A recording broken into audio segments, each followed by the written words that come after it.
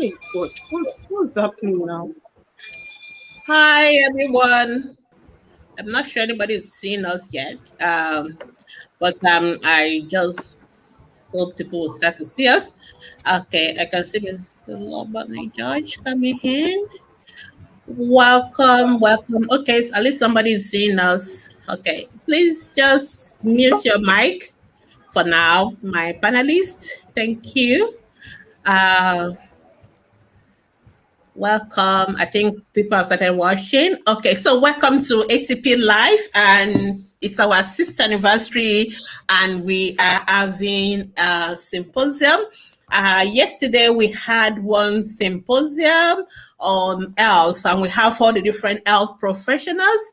And today we are having the second part. I always like to give an introduction just for us to understand why were we having it over 2 days, because when we talk about holistic care of children, it is not just about it is not just about the health professionals only. There are other aspects of care of children that have nothing to do with health, but they are equally as important. Talk about parenting, talk about preventing children from getting abused, talk about the special needs children and all that. So that is why we are having this second part. So yesterday you saw all the health professionals, and we all learned from them, and we all know what each and every one of them does. But today we are going to be talking about we're going to be talking to other professionals who work with children, and I have a very powerful panel today, and I'm going to tell you about my panelists shortly. So please share the video, drop your comments, and also today is our actually ATP anniversary. Today is actually the 6th. Today is the 20th of July, and so it's actually the ATP day. Congratulations, happy anniversary to all of us on ATP. Thank you so much. So let's share the video. What we're going to do is that we're going to listen to all our panelists, our guest speakers one by one, and after that, we will just listen. If you have questions for everybody, just drop your questions. And after the whole presentation, we will now come back and take the questions and answers that each of you may have. Please direct your question to individuals. So just let us know this question is for this particular person, or this question is for this particular person. That will make our life easier. So I hope somebody has pinned it on our Facebook group, because I'm trying to check that now. So if any of our moderator is online, just help us do that. Vera, and the rest of you online, just pin it to our Facebook group, and you can also share the one on the page. Yeah. So just a minute, just make sure we have shared it to the right places so that we don't forget it at the end. Okay, the group, it could be family. Yeah. Okay, all right. So without wasting much time, I'm going to introduce you all our very, very important guests in the house, and we are so highly honored to have them all here. And I'm not going to follow in any particular order. I'm just going to introduce everyone. So today I have with us Tomilola Eribake, and Tomilola is going to be talking to us about the influence of social media and how we can keep our children safe. I also have with us Favour Ibekwe, who is a legal practitioner, and she's also going to be talking about the rights of our children, because we need to know that our children have rights. And then we also have Esther Stephen, who is a family counselor, social worker. She's going to talk about some parenting. We have Toyin Ndidi, who is also a legal practitioner and founder of Stop the Abuse of Children Foundation, and she's going to talk to us about child abuse, how we can keep our children safe. I also have with us Foluso Liasu, who is also a legal practitioner and the founder of Super Parents Foundation, who takes care of children with special needs. And she's going to talk to us how we can support our children who have got additional needs. And I also have Kate with us, Kate Adebowale, who is into HR, but she's also part of community of St. Egidio. She's a program coordinator for Lagos State, and she's going to talk to us how to support children who have who are underserved, children who are vulnerable, and how we can support such children as well. Because remember, ATP is about all children, whether they have special needs, whether they have in difficult circumstances, whether they are vulnerable. It is all about supporting our children as well. And then we also have one of our fathers, because you see, we can't have this conversation without getting all the stakeholders. So the parents are also important. You as parents, you are important. We don't want to be like we are talking to the parents, talking down to them. We want the parents to be part of the conversation. And we also have here with us our pastor and our father, Mr. Lawani George, representing all you fathers. And he also a pastor, so he's also going to talk to us about our spiritual education. And so Mr. Lawani George is going to be doing that. And also we have, we're still expecting more people. I'm still expecting a mother representative. That is Temitope Odekunle. I guess she will join us very soon. And I'm also expecting I think Ope was here before. Okay, Ope is here. Ope is our educator. She's one of our teachers, and she's going to talk to us about the role of education when it comes to holistic care of our children. So I really, really want to thank all of you for coming and for honoring our invitation. Today, I'm looking forward to today's symposium because I'm used to health and health issues, but I really want to listen to other aspects. And I'm also here. I'm going to be talking as well from the ATP perspective, how we are supporting our children in terms of their health and in terms of their welfare. So welcome to all my panelists. Thank you so much for honoring our invitation. So please share the video, and if you have questions for our panelists, please put it in the comment box, and then we will be happy to take it. All right, so we're going to start. We're going to start now. I think we will start with education, because I think there are two things that are very, very important. And I think when it comes to in any country, there are two bedrock of any country civilization or development. It's about health, it's about education. So yesterday we dealt with health already. So we want to start with education. And when we say education, of course, we have different aspects of education, but this time around, I'm talking about the usual formal education that we go to school for. And so Ope is our educator. And let me further introduce her properly to us. Let me look for my banner. I hope I have it here. All right. So Ope is going to be talking to us about how we can educate our children properly. So Ope, you have the floor. Thank you.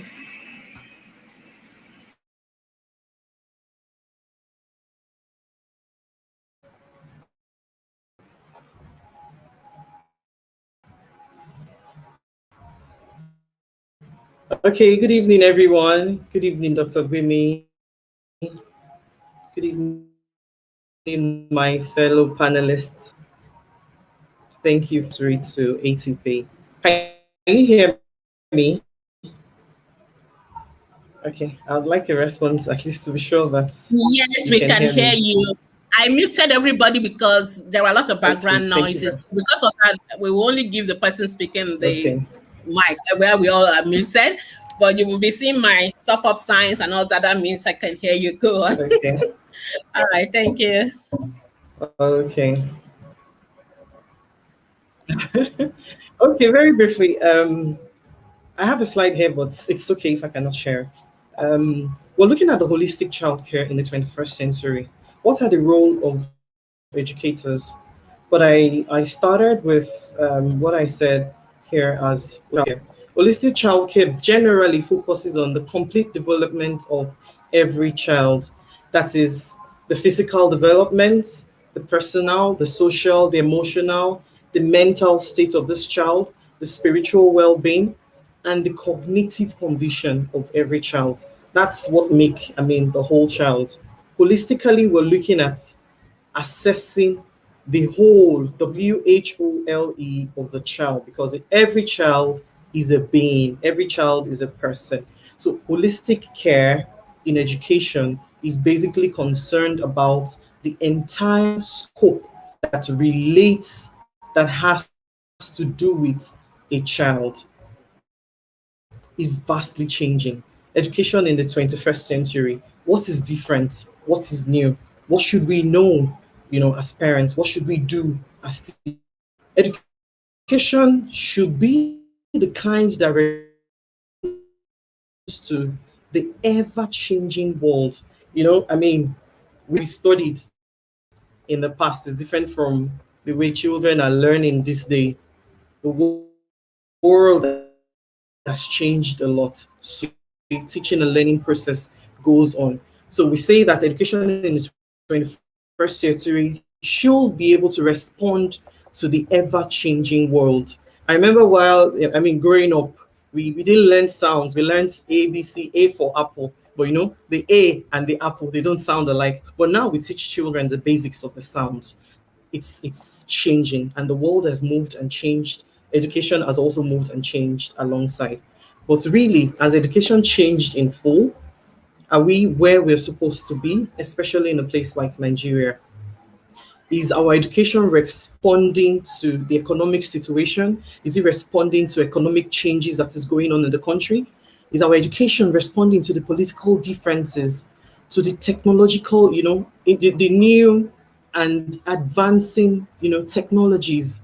Are we still using the blackboards and the chalkboards, or have we integrated into the new world? Take for instance when COVID came around, we never imagined or anticipated that we'll be able to learn, in our homes. The classroom wall was transferred to the homes of the teacher and the pupil.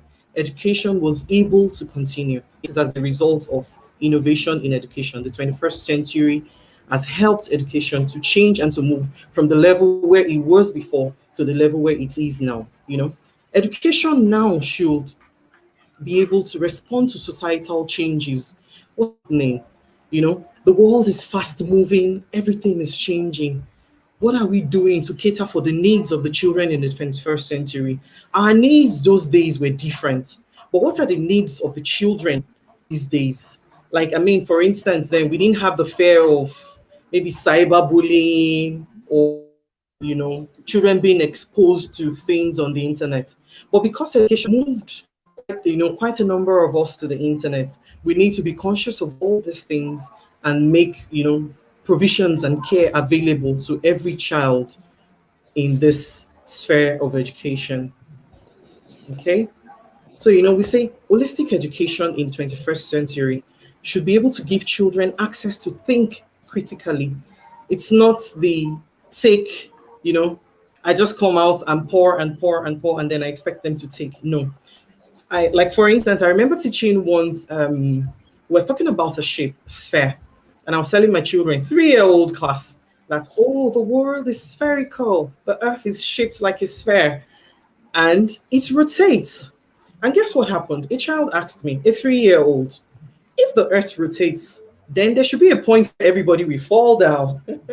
And I was amazed because the rate at which children are thinking these days is very, very different. How prepared are we to carry these children into the new world? How prepared are we as teachers, as parents, as religious institutions? How ready are we to equip these children into the ever-changing world? There's so much, that needs to be learned, and there's so much that needs to be changed.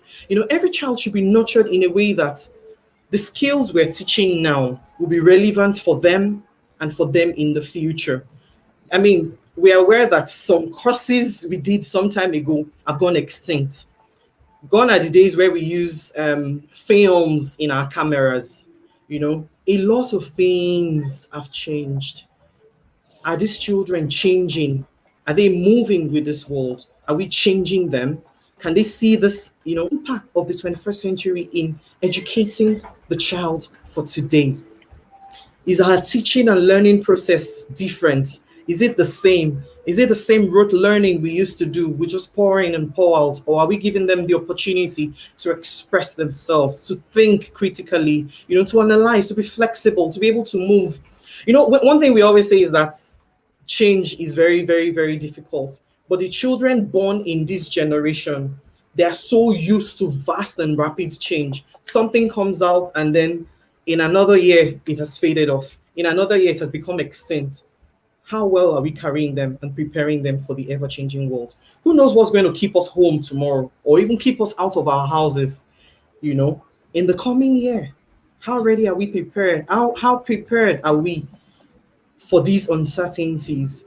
Like, I was discussing with someone recently that we were home for a while, the children were home, and when they got back into the classroom, I appreciated the place of social relationship. Learning at home is completely different from learning in the classroom. We had to deal with a lot of attention, deficiency. That's why, it has been proven, yes, categorically, that screen time affects children, especially in the place of attention. And when they came back to school after the lockdown, when they were at home learning, it was very, very hard to get them to stay still. It was very, very hard to get them, to relate and mix up and play the things they used to do. It was very, very difficult to get them back, into all of these things. And that's why education now, we say, is different, it's changing. New things are evolving. How are we preparing these children? How are we getting them ready to be able to cope in the new world, in the new normal? And we always think education should be left for the teachers alone. No, everyone should be involved. Parents, religious institution, like I mentioned, the homes, the family. Most parents, most families leave education and teaching to teachers alone. No, that's very wrong. Education, the first form of socialization starts from the home. It's the family. What are we teaching these children from the house? What are those values that we're putting into them? What are those things, that we are imbibing in them to help them, to be strong? What are those things we're teaching them to help them to be affectionate, to have a heart? We say that, education is the head, the heart, and the hands. Yes, we see the hands and we see the head, but the heart we cannot see. But this value education that we cannot see, how do we transform them? How do we transfer them into the children? Yes, the teachers do a lot, but the parents, to encourage parents, to encourage religious leaders not to just leave these things to teachers alone, but that's building and educating children in the 21st century. Is everyone's job. There's something I put here. I said new education in the constantly changing world. That more than today cannot be educated the same way we were educated some time ago. True or false? Do you agree with me? Yes. Teaching and standardized curriculum, most through rote learning, individualized testing, uniform exams, one size fits all kind of curriculum for the same ages of children. But understand these children learn at different paces. Oh, these children develop at different paces. They're in the same age, then they should think that's one thing we battle with a lot as teachers. But this is not, should be. We should be able to put children. Education should be unique per child. That's my view of education. So, like I said, that everyone should be a part of teaching and grooming children in the century. The kind of education we know right now is fast becoming obsolete. We see courses becoming obsolete. I saw a picture recently of a cameraman on a chopper recording, a kind of like a news reporter. There was a news reporter, there was a cameraman, and then there was someone flying the chopper. And someone said, only one person has a job now. The other two do not have jobs. What took their jobs? One machine. And what's that? A drone. That's how fast the world is changing. What exactly are we teaching our children for? Thank you, Dr. Bemi. I think we end here. I think I have just 10 minutes. I hope I've not gone beyond my time. No, you have not. Thank you so much. And thank you for keeping to time. We appreciate that. And so I guess the take-home point from me from your presentation is that education has shifted beyond the way we were brought up. Now is some people even wonder whether children want to even go to school anymore because they are learning so fast, and like you said, everything is becoming individualized, True. and that is it. It's about making it. Can we change to accommodate our children? I can remember that when I see my 7-year-old using a computer, New using education. laptops today, I just smile because I didn't get to use a laptop until I was in the University of Lagos 100 level. And then you have to go queue up to use this massive, gigantic, and we're using this card. We're using this card and all that. I'm like, there are some technologies that my children are using this day. I'm asking them, what does that mean? I have no clue what they are talking about. Because, they're just 7 years old. They operate my phone better than I do.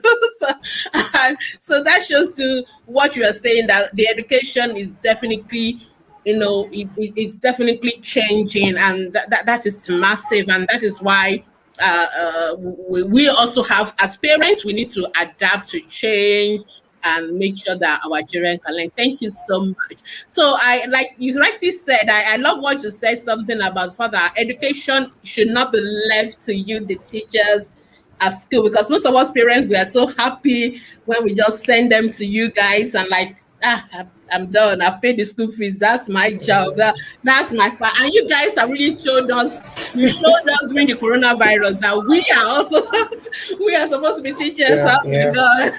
For once, we recognize how valuable, how important Yes. you teachers are. We all couldn't cope. We couldn't Yes. wait for the schools to reopen. So, but that taught us that, like you said, it is not you alone. It is all of us that need to do this job. And so that's why I'm going to go to the next set of people who are the parents now, who, when we talk about education, and I love the fact that you also define education in different dimensions, that are different aspects of education. We're going to talk about the spiritual education now, and usually that is left to the parents. Even though some schools, some of us like to send our children to Catholic school, Christian school, so that, or Islamic school, so that they will also help us do it as well. But I love the fact that you told us that it has to be us. So parents, no escape. You've got to do it. It's your job.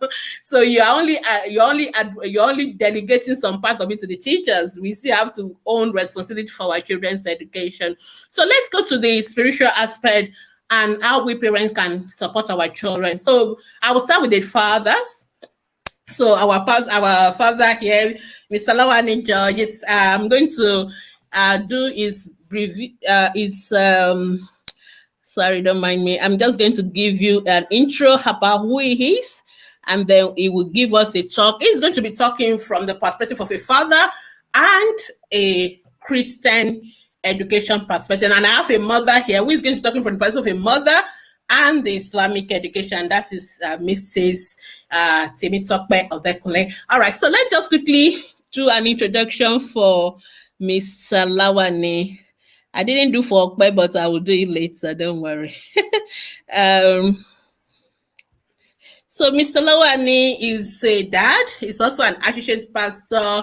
He's 54 years old and he's from Edo State. He's happily married with 4 boys. I'm happy to say both him and his wife are proud members, ATP volunteers. They are our ATP model couple. We love them so much. And they is the associate pastor in the Communion Church, Lagos. He's also a businessman in the real estate. So he's going to talk to us now from your perspective as a dad when it comes to holistic care of our children, from the perspective of how do we make sure our children are well cared for as dads, and how do we support their Christian education for those who are Christian. Mr. Lawani, you are welcome. So you can unmute. Let me unmute you from the one that muted you. Yeah, I've unmuted you. So you can go ahead and talk to us for 10 minutes. If you have questions for him, please drop it in the comment box so you don't forget. I will go back and take all the questions. Just drop your question now. We will take it as a hand. Thank you.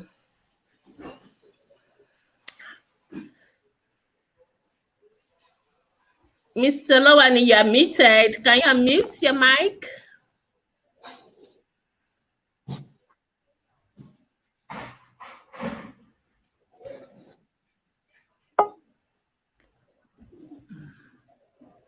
Okay. Can you unmute your mic? I think I've unmuted you, but it's like you now muted yourself.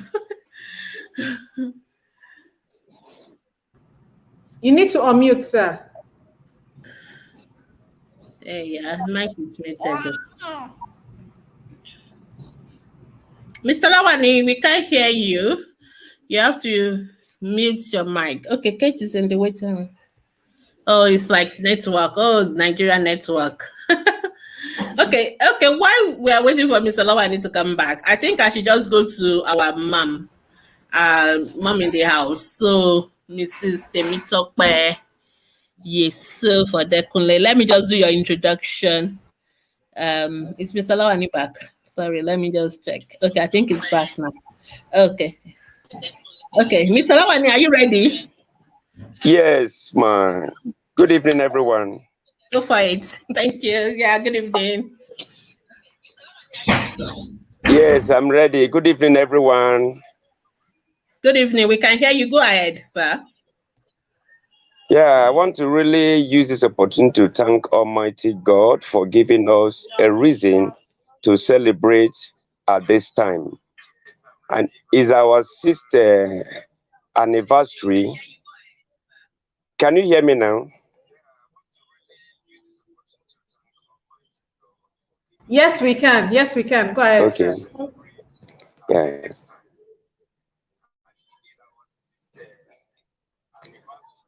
The thing is breaking. Okay. Yeah. I thank God for the visionary leadership headed by Dr. Gbemisola Boyede. The achievement so far is by the grace of God, and we give God all the glory and all the praise. And right now, I want us to have a word of prayer because it calls for this. I want us to really thank God for his faithfulness. If not God, I don't think we would have gone this far. I want to pray now. I want us to bow our heads.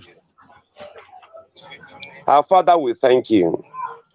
We give you praise because your presence has always been with us. Lord, if not for you, we don't know where we would have been. Lord, we really thank you. We appreciate you. We thank you for your love. We thank you for your mercy. We thank you for your grace. We thank you for everything you have done for ATP. Lord, we thank you for all the achievements so far. It was all by your grace. We therefore at this point return glory and praise to your holy name in the mighty name of Jesus Christ. Right now, I have a topic here, spiritual education of children is what we're talking about now. And I want that spiritual education for children is giving children the tools and understanding that will make them who they ought to be in life. That is, helping them to make the right choice in life. Spiritual education. We also know that that will not happen if the parents are not there. We, the parents, we have a very great role to play in the lives of our children. And I want to say here that the foundations, we should train up our children the way they should go, that when they are old, they will not depart from it. The truth is, the 21st century children need God. Because what I can see right now in our generation, our children are far from God. We parents, we are not doing enough to bring these children in the way of the Lord, knowing fully well that without God, nothing is possible. Because say with him all things are possible, which means without him impossibility abounds.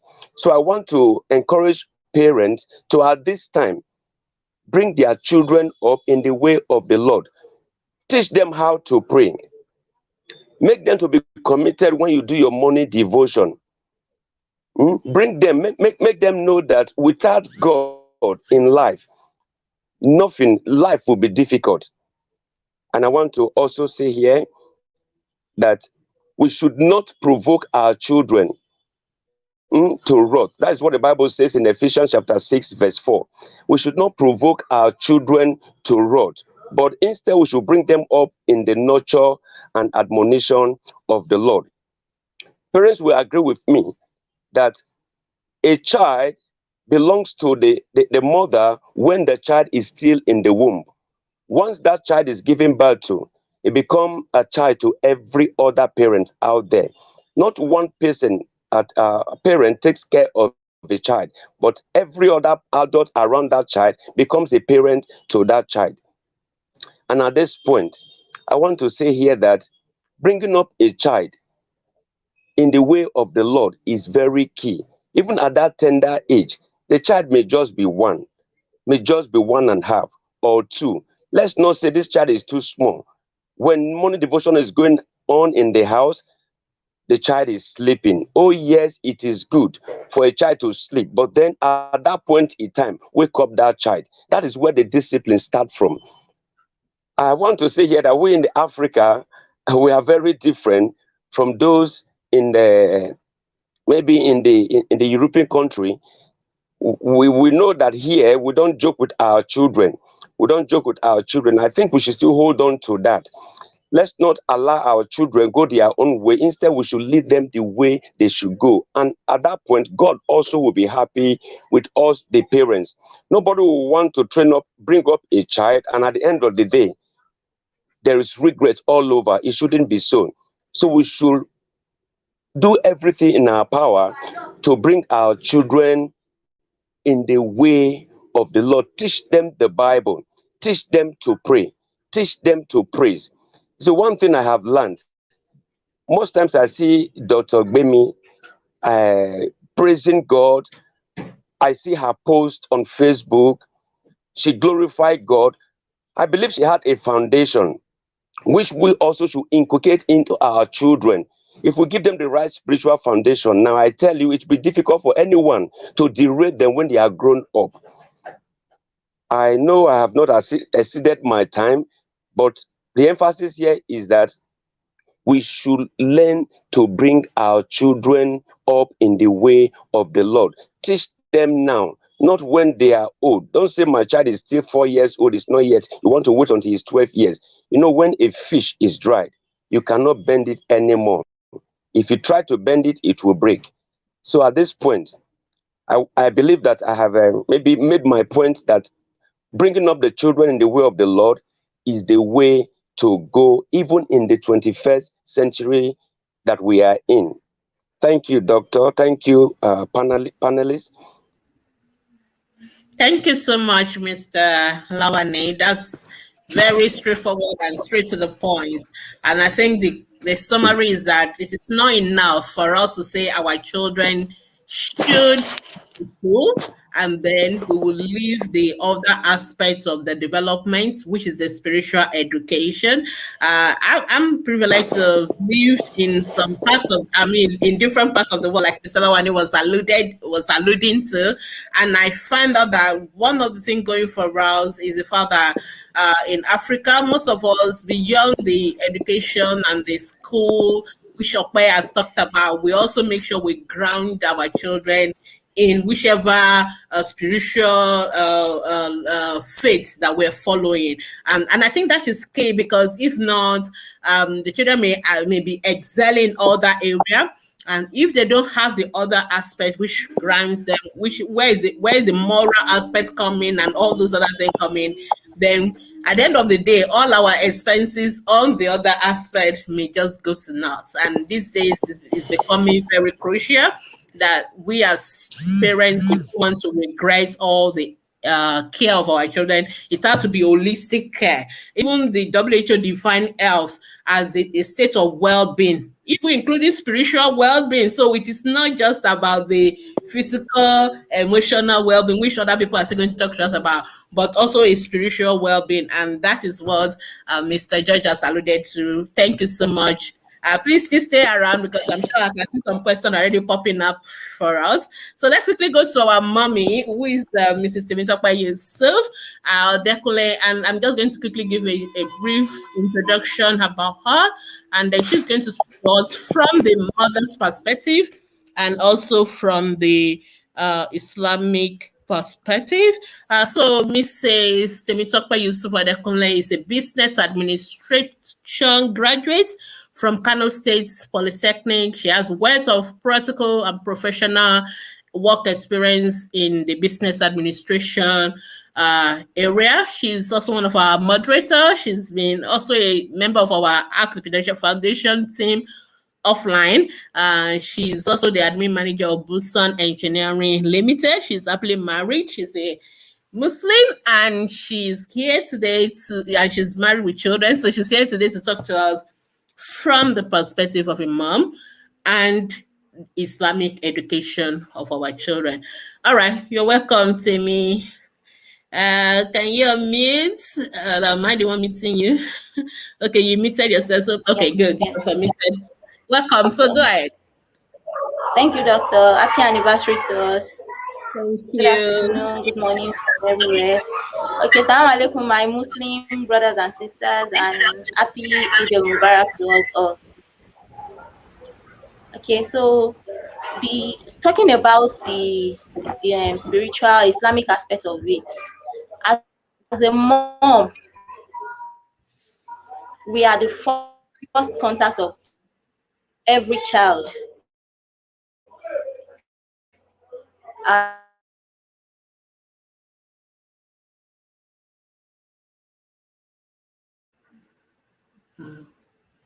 Okay, am I listening to me? Okay, yeah, coming back. Children see us as their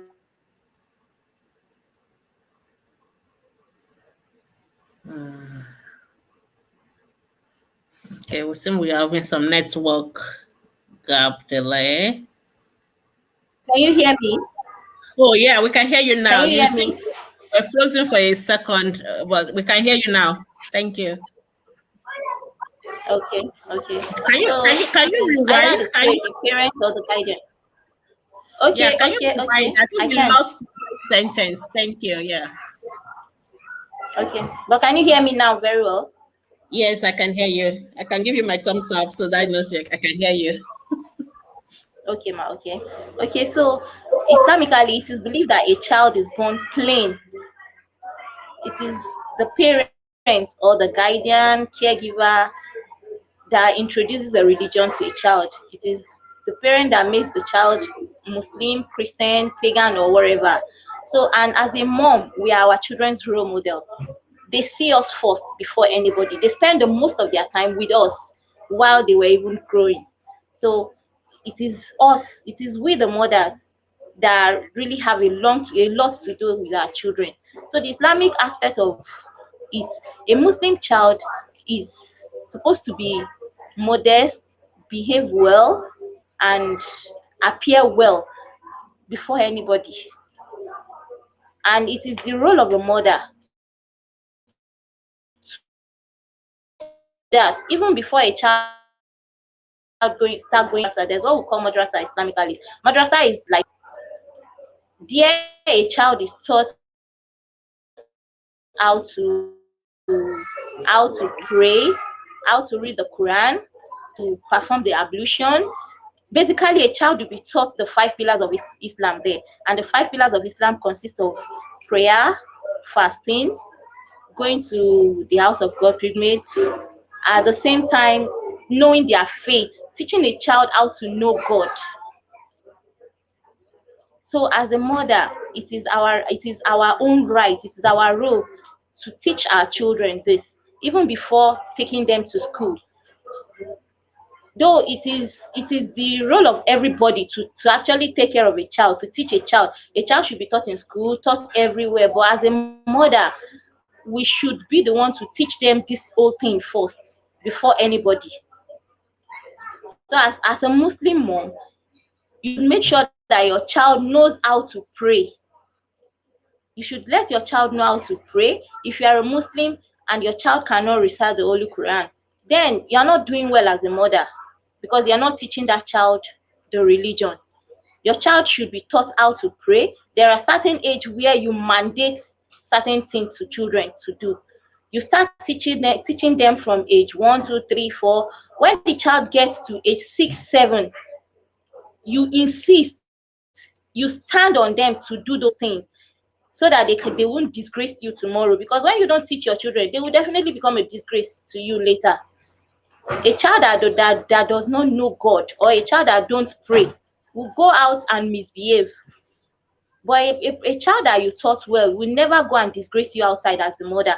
And if a child does well, it is the mother that get the praises. If a child do otherwise too, it is still the mother that will get the blame. So as a mother, we should stand and make sure that we teach our children religion properly. As a Muslim mom, I make sure my children goes to madrasa. This madrasa is a school where we teach children, and me as a mother too, I started teaching them how to pray, teach them how to fast. Those are things that are fast, how to respect it, how to respect. Teach a child how to give him. You teach them how to that you should be able to give helping hand where necessary. And it is the right of a mother to teach children those things too.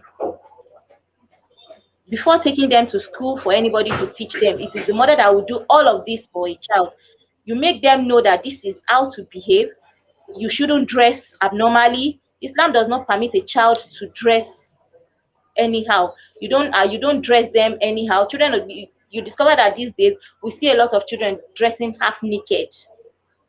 It is actually the fault of the mother. This whole thing started from the home. If parents are, if they stand well and teach their children, if children grow up with good parents and they give them good religion, these children will not go out and dress anyhow. They will know that as a Muslim child or a Christian child, you should dress modest. You should be an example to others. You should not just dress shabbily, skimpy, or dress anyhow. It is the rule of a mother to also the rule of a mother to let those children know that when you go out, you relate to people with respect all. Because if when a child behave badly, it is the mother's fault. And Islam also tells us that as parents, you should let look for knowledge too. Let them learn the Holy Quran, let them learn the Islam to learn the Western education. There's nothing like a child not learning the Western education. No, the child should have the knowledge of the Quran and as well have the knowledge of Western education. It is very important for every child to learn a way. And if you're not learning that, if the child is learning any other skill, it is also permitted. But there's nowhere in Islam that said a child should not learn any Western education. You should learn. They should be good citizens of the community. No child. Islam does not give any child any rule to attack the other religion or talk bad about anybody. As a Muslim mom, you should teach your children all these things. Let them know deeply into this religion, not what somebody else will tell them outside. If we as the mother as enlighten our children very well about our religion, there's nothing anybody outside will tell them that they will take. They already know this. They already have this knowledge. They already know about this religion very well. They are so deep in the religion that there's nothing anybody will tell them otherwise. Many children these days go astray because of what people tell them outside, and this is because they lack the religion. They lack the ability of the parents to teach them this religion from home. So when they don't understand these things from home, they will go out and misbehave. Somebody else will just tell them something and they will accept it. How can somebody just come and tell you that this is how your religion is and you just pick it up? No, you as the parent, it is our right to teach these children. It is not only for a child to teach to learn the Quran. You teach the children to learn the Quran and learn the meaning of what they are actually reading. There's what we call hadith. Hadith is a guide. we have a lot of hadith of the Prophet sallallahu alaihi wasallam that teaches children. It teaches them. It teach a child how to dress, how to talk, how to walk, how to eat. It's so deep. It is so deep that when a child learn all of these things, that child will be the best in the society. They will not misbehave. They will not. They will be good children. They will be good example. They will be good ambassador in the community. They'll be good ambassador for Nigeria, and there won't be all this religion crisis and all. It is because they don't understand the religion. It is because the parents don't give them this knowledge that they need to know about the religion. But when you make your children, when you as a mom, if you train your child well and you make them understand the religion very well, they will be good ambassador in the community. They will be good ambassador for Nigeria, for the whole world. They will be good ambassador, and they will represent you well. So it is we the mothers that has a lot to do about our children, because we started with them, and we spent almost the whole of their lifetime with them. So it is if a child goes wrong, it is the mother's fault. To me, if any child go astray, then the mother is to be questioned. How well have you taught this child from start? What did you inculcate into these children? How well did you tell them about the religion? Like Mr. George said, pray together with your children. As parents, we should pray with our children. When you wake up in the morning, you don't just pray and forget about the children. Let them pray with you. Pray with them. Give them some few minutes of time, and let them just tell them on a lot of, teach them respect, teach them a whole lot of things so that they can represent you well tomorrow. So as a Muslim mom, we have a whole lot to do about our children. We are their first contact. It is what we put in them that they bring out. These children are so plain that they don't even know anything until we put things into before they start doing it. So it is either we good one or we give them the bad one. So with this, Judah, and make our children that you choose, whether can be good ambassador of the community. So if we have any questions, we can bring in the questions, and I will still be around to answer them. All right, thank you so much, Mrs. Odekunle. That's powerful, and I learned a lot from that. And one of the things you said is that the fact that we mothers, especially mothers, we are the first contact with our children, and this is where our role is so key in the spiritual education of our children. And you've mentioned what to do from the Islamic perspective, and I think it's quite similar to what it's also similar to, is basically teaching our children the principles of our faith. Whether Christian or Muslim, we need to teach them the principles of our faith. And we pediatricians, for us, the mothers are so important, and we have a concept we call the mother-child dyad. Like, we believe that the mother and the child are intrinsically linked together. It is very difficult for a child to survive without the mothers. That's the truth. And this is talking physical now. But now, from what you are saying now, I can also say that even from the spiritual perspective as well, it's difficult for children to survive without their mothers. And we as mothers, we have a role to play in raising our children. And it is very, very important that we take that role very seriously. It cannot be delegated to the church. It cannot be delegated to the mosque. It cannot be delegated to anyone else. We are the primary we are the one primary responsible for the spiritual education of our children, irrespective of whichever faith that we practice. Thank you so much for that.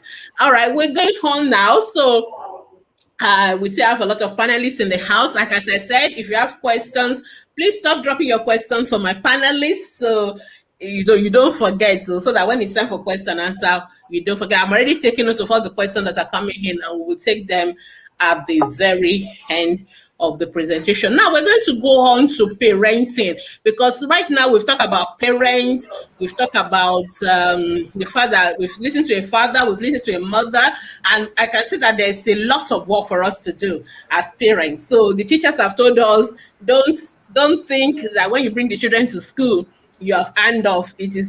No, they've told you that they are only helping you to take part of the responsibility. It is still your primary responsibility as parents. And some parents actually homeschool their own children.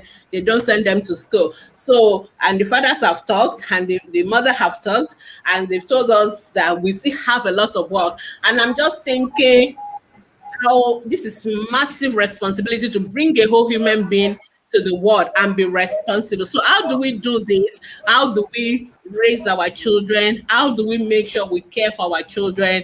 I mean, parenting is a big job, and these children don't come with manuals. You know, when you buy any other devices in the shop, you have a small booklet inside, like a manual for you to read. This is how to put this together. This is how to put this together. This is how to plug it. This is how to troubleshoot.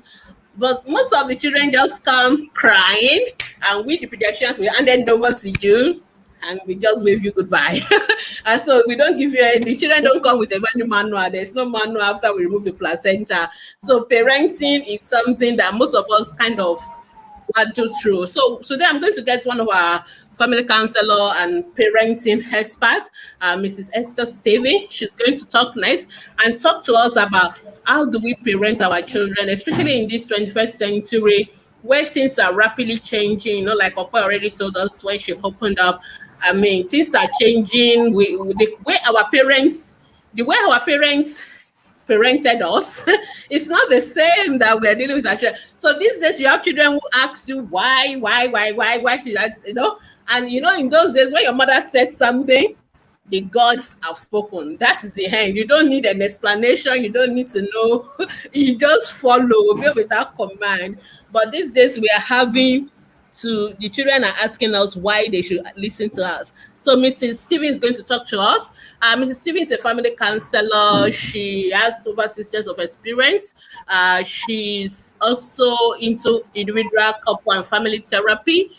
She's actually specialized in relationship, marital status, self-esteem, and other issues.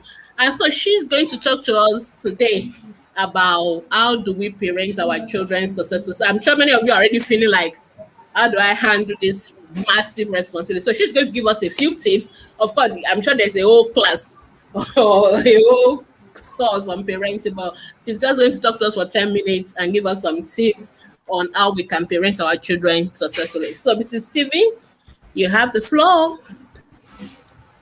Let me unmute you if I have muted you. Have done that. Oh, thank you. Go ahead. Good evening, Dr. Boyede. Congratulations. And congratulations to all ATP members. Good evening to the panelists, and a happy anniversary to everyone. Yeah, today, I know it's possible that we are all at different level of parenting, whether 0 to 10, preteen or teenager. The two things I'll be talking about today are part of the essential tools in becoming a successful parent in the 21st century. I'll be talking about setting your parenting goal and developing relationship and trust building skill with your children. I do not know if you have ever thought of what you see your child or children becoming in their adulthood. Please remember that you are raising the future CEO, president, governor, minister, leaders in different spheres of life, and even the future parents. You cannot continue to raise them by default. There are a lot of external influences over them. The media, the societal context, religion, peer influence, and more. There's need for deliberate parenting. We all know how it feels when we are under a bad leader. If you want a progressive and successful society, it starts from you as parents, by seeing yourself as a change agent and doing your bit in giving the time to raise your children appropriately. You need to realize that your children are an individual who have a mind of their own. They have their whole life cycle, just as the parents have theirs. They are not designed to be under your parenting forever. This means that you are to make every moment count in raising them to become a confident and independent adult, filled with the skill and capacity to face the future, grow others, and make a positive impact in the world. The aspect of your goal setting should include the spiritual life, which one of the panelists representing the father and the other panelists representing the mother have spoken in length. But what I will say more about their spiritual life is that children learn by what we teach them and by what they see us doing. So if you say as a parent, you cherish their spiritual life, when you are saying don't lie, then you too must stand being truthful. If we are saying they should learn to pray, then we too must show how we are praying. We should live by example. Let the practice begin from home. Don't leave it to them to experience the church or the mosque alone. Let it start from the home. Let them know how to connect with God, and let them have personal experience of God. So having said that, in their education, we need to plan their school, we need to plan their career and work with them through the journey as they discover their area of professional career. On health, we need to grow them to live a healthy lifestyle and in making appropriate choice of food. Not only that, there's need to plan to have goal on character development. Create a list of manner and social behavior that you want your children to acquire. Then teach and correct the behavior during your activities with them. The aspect of character building includes kindness, respect for themselves, respect for other people, learning about empathy, compassion, self-love, and how to make or contribute to the society, teaching them on how to manage their anger, set family rules, and let them understand how it relates to societal law and the consequences that goes with the breaking of law. You and I know that anyone that breaks the law in a society where laws are kept, where everyone is under the law, you know that whoever breaks the law faces the consequences. So that should apply as well at home, that whatever is done in a wrong way should have their consequences, because life will not beat them. What life will show them is the consequences of the action or decision they have made in life. So implement regular family meeting for expression, or for them to be able to express their feeling and for you to be able to bond with them. Also, part of the skill they need to cope in the society is the need to build their skill in relating with other people, learning how to negotiate and communicate well. Lack of this skill could make them feel inferior to others and could affect their confidence. Another area of goal you need to set for them is teaching them how money is being made, the need for making money, how to make budgets, and how to grow money. It is also essential that you continuously talk to them through the goals that have been set and ensure that you are checking at interval to be sure your activities and engagement with your child is leading you towards the goals that is being set. To succeed in your objective, you must learn to develop relationship and trust building skill with your children. From early age, it is easy to boss them around in a way and get them listening to you and follow your instruction. Entering age 12 and above, they are more exposed to external influence, which can be positive or negative. They want to test out what you have been telling them and things that they have observed you do.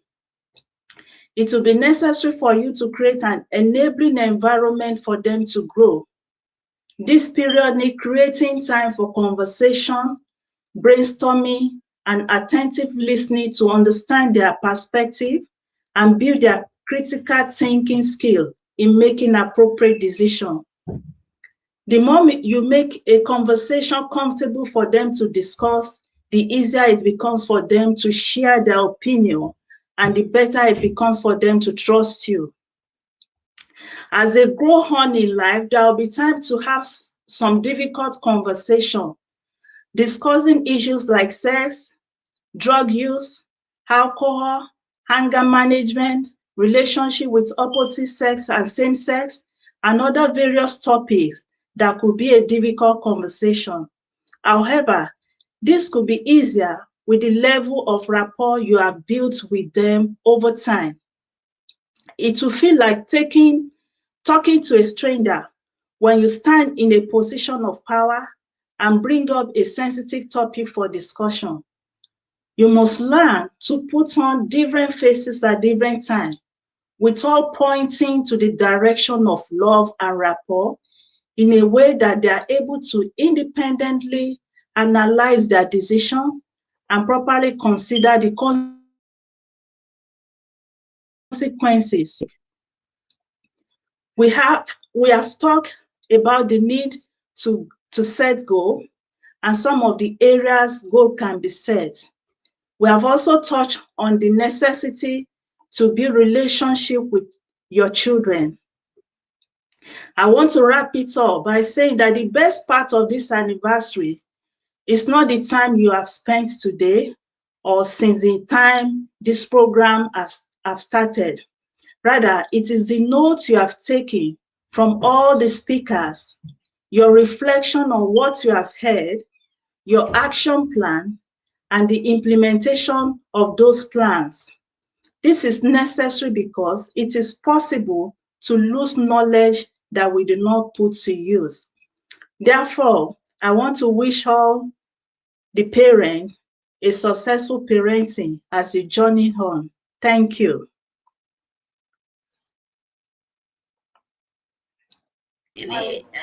Thank you so much, Mrs. Stephen. I mean, that was powerful. I was trying to take notes as well, and I guess you are going to share your notes with us because I think we really need time to digest the parenting information that you've provided to us today. Unfortunately, I guess because of time, we may not have caught everything. So please make your notes available to us and we can share and then people can learn from it. Thank you so much. All right. So please, if you have questions for Mrs. Stephen, please drop it and then we were going to take it after because I still have a lot of my panelists and I can see they are all eager to talk to us.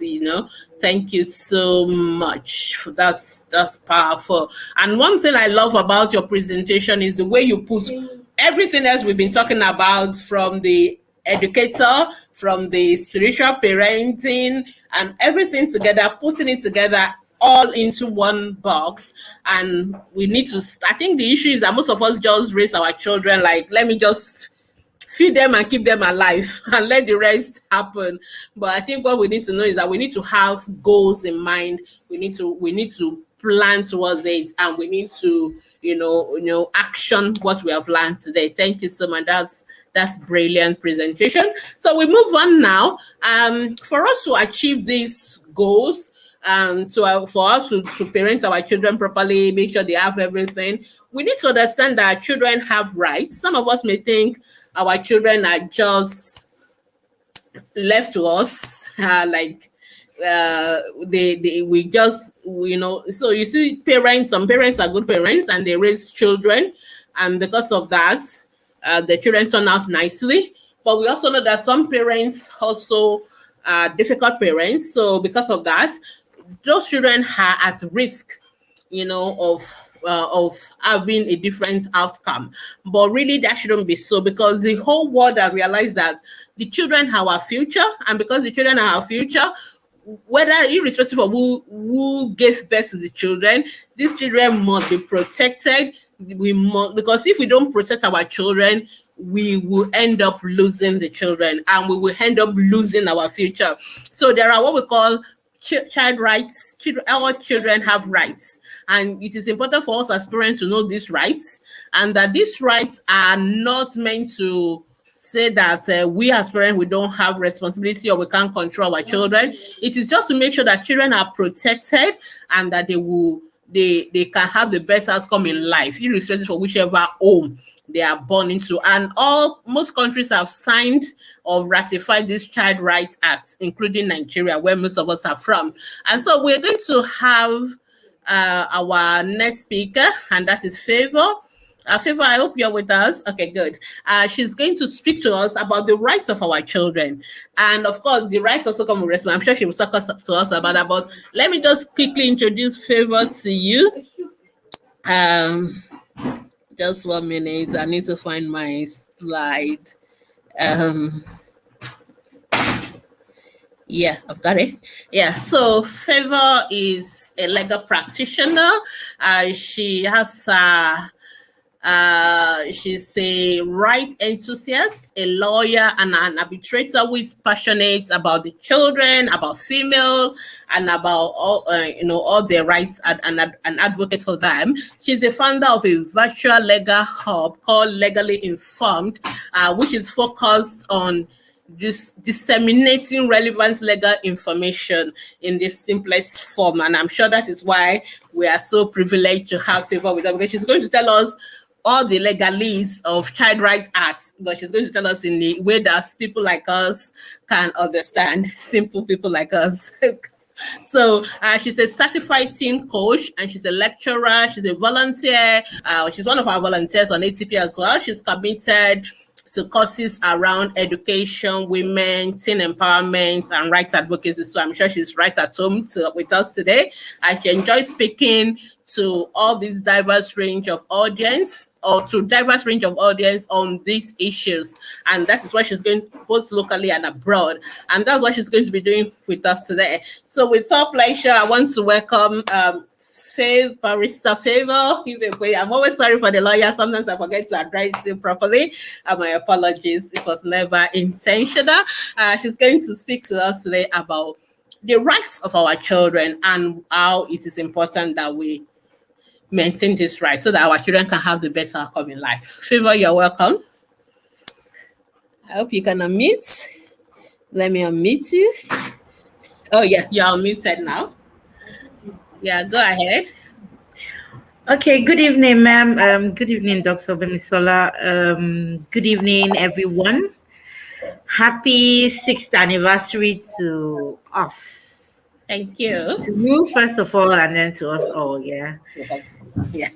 Thank you for having me. Okay, so first of all, there is you don't need to apologize. There's no title like barrister. Favour is fine. The law does not permit us to answer barrister. Barrister is a job specification, not a title. Oh, but thank you again. Yes, ma'am. All right. That's on a lighter note. I'm going to get right to it because we do not have much time.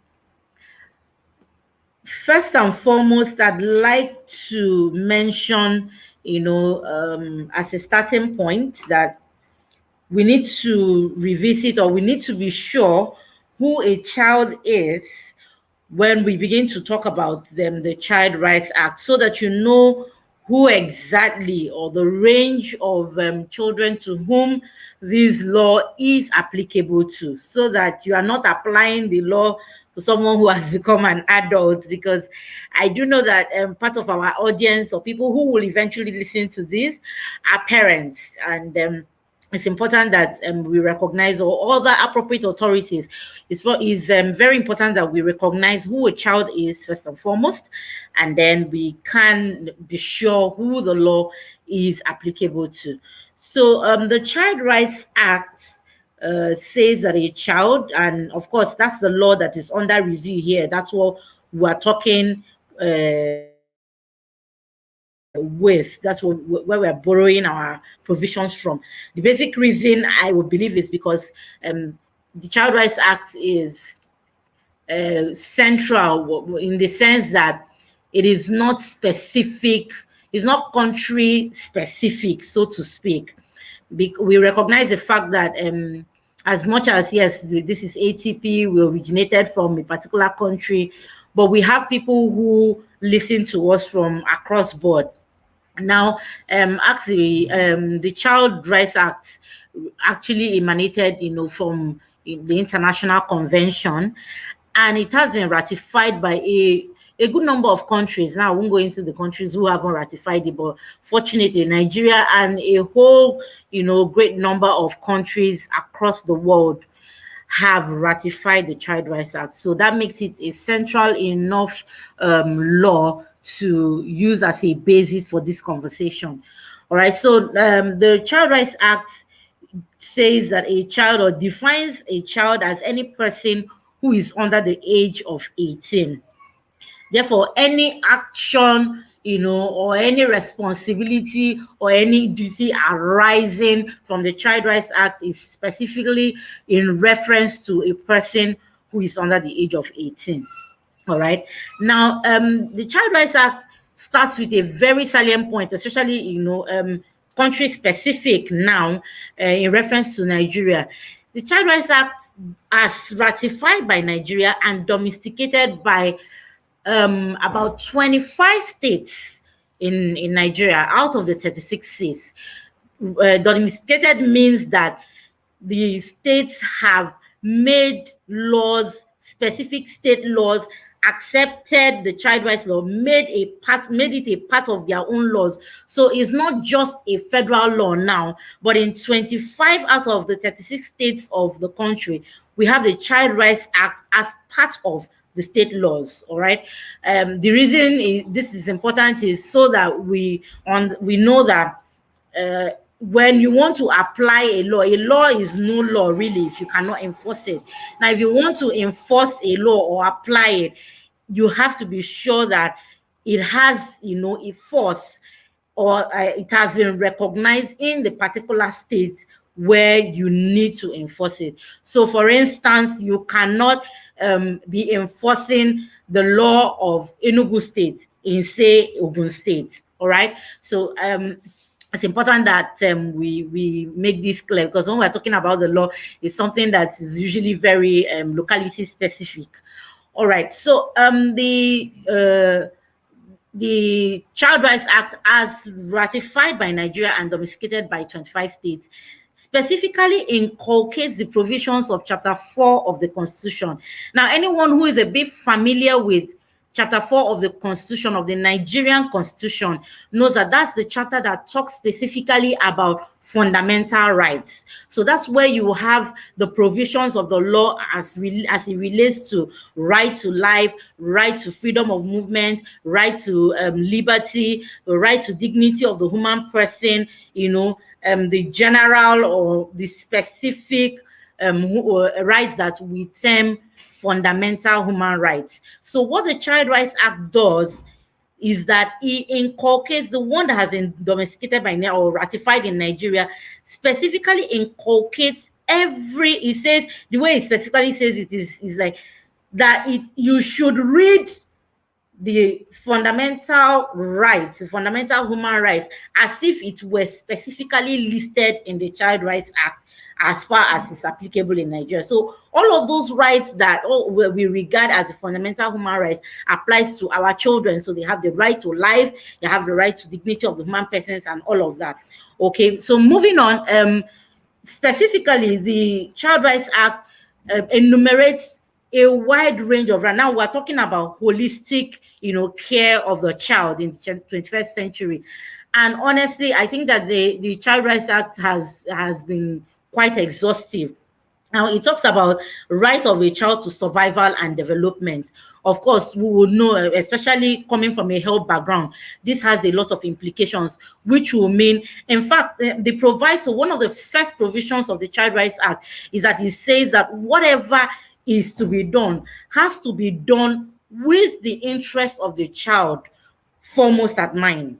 Okay, so it says not just now to parents, but to institutions, to government, to any appropriate authority that has any business to do with the child. Now, this is me putting it in the simplest possible way.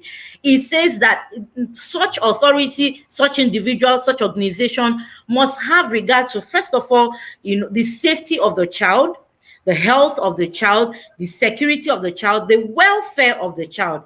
Now, it goes on to enumerate a wide range, of rights.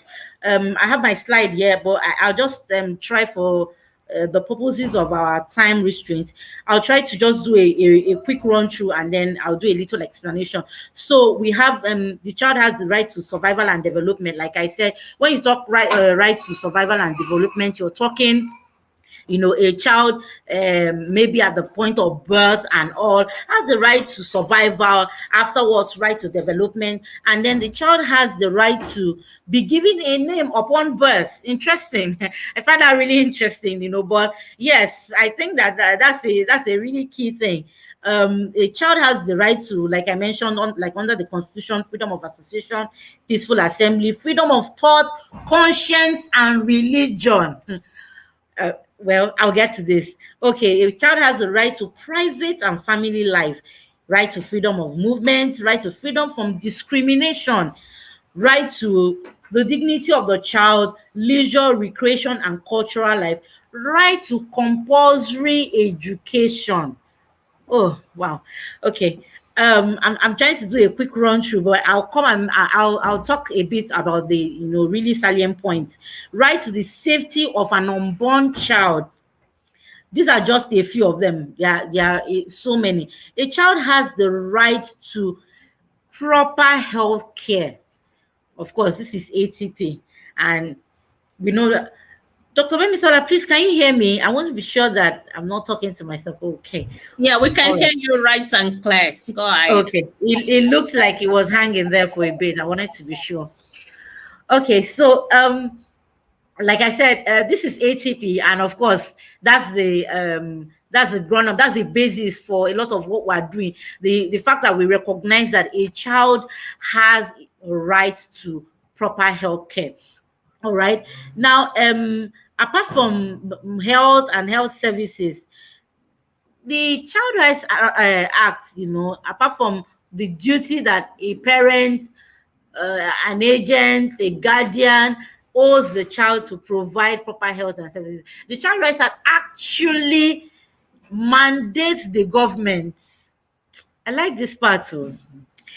The Child Rights Act mandates the government, says that it is obligated to reduce infant and child mortality rates, ensure the provision of necessary medical assistance and healthcare services to all children, provide adequate nutrition. Okay, we're talking about the law as it is. Within the legal world, we have what we call what is and what ought to be. Okay, so we're saying what is existent in the law right now. We're saying what is existent, what is obtainable, what the law has said, or what it has enumerated as rights of a child. All right, now the law goes further to make provisions for protecting a child from child marriage, forced marriage, protecting a child from child betrothal. And then, beautiful thing, a good number of these rights that have been enumerated under the Child Rights Act have stipulated sanctions for non-compliance.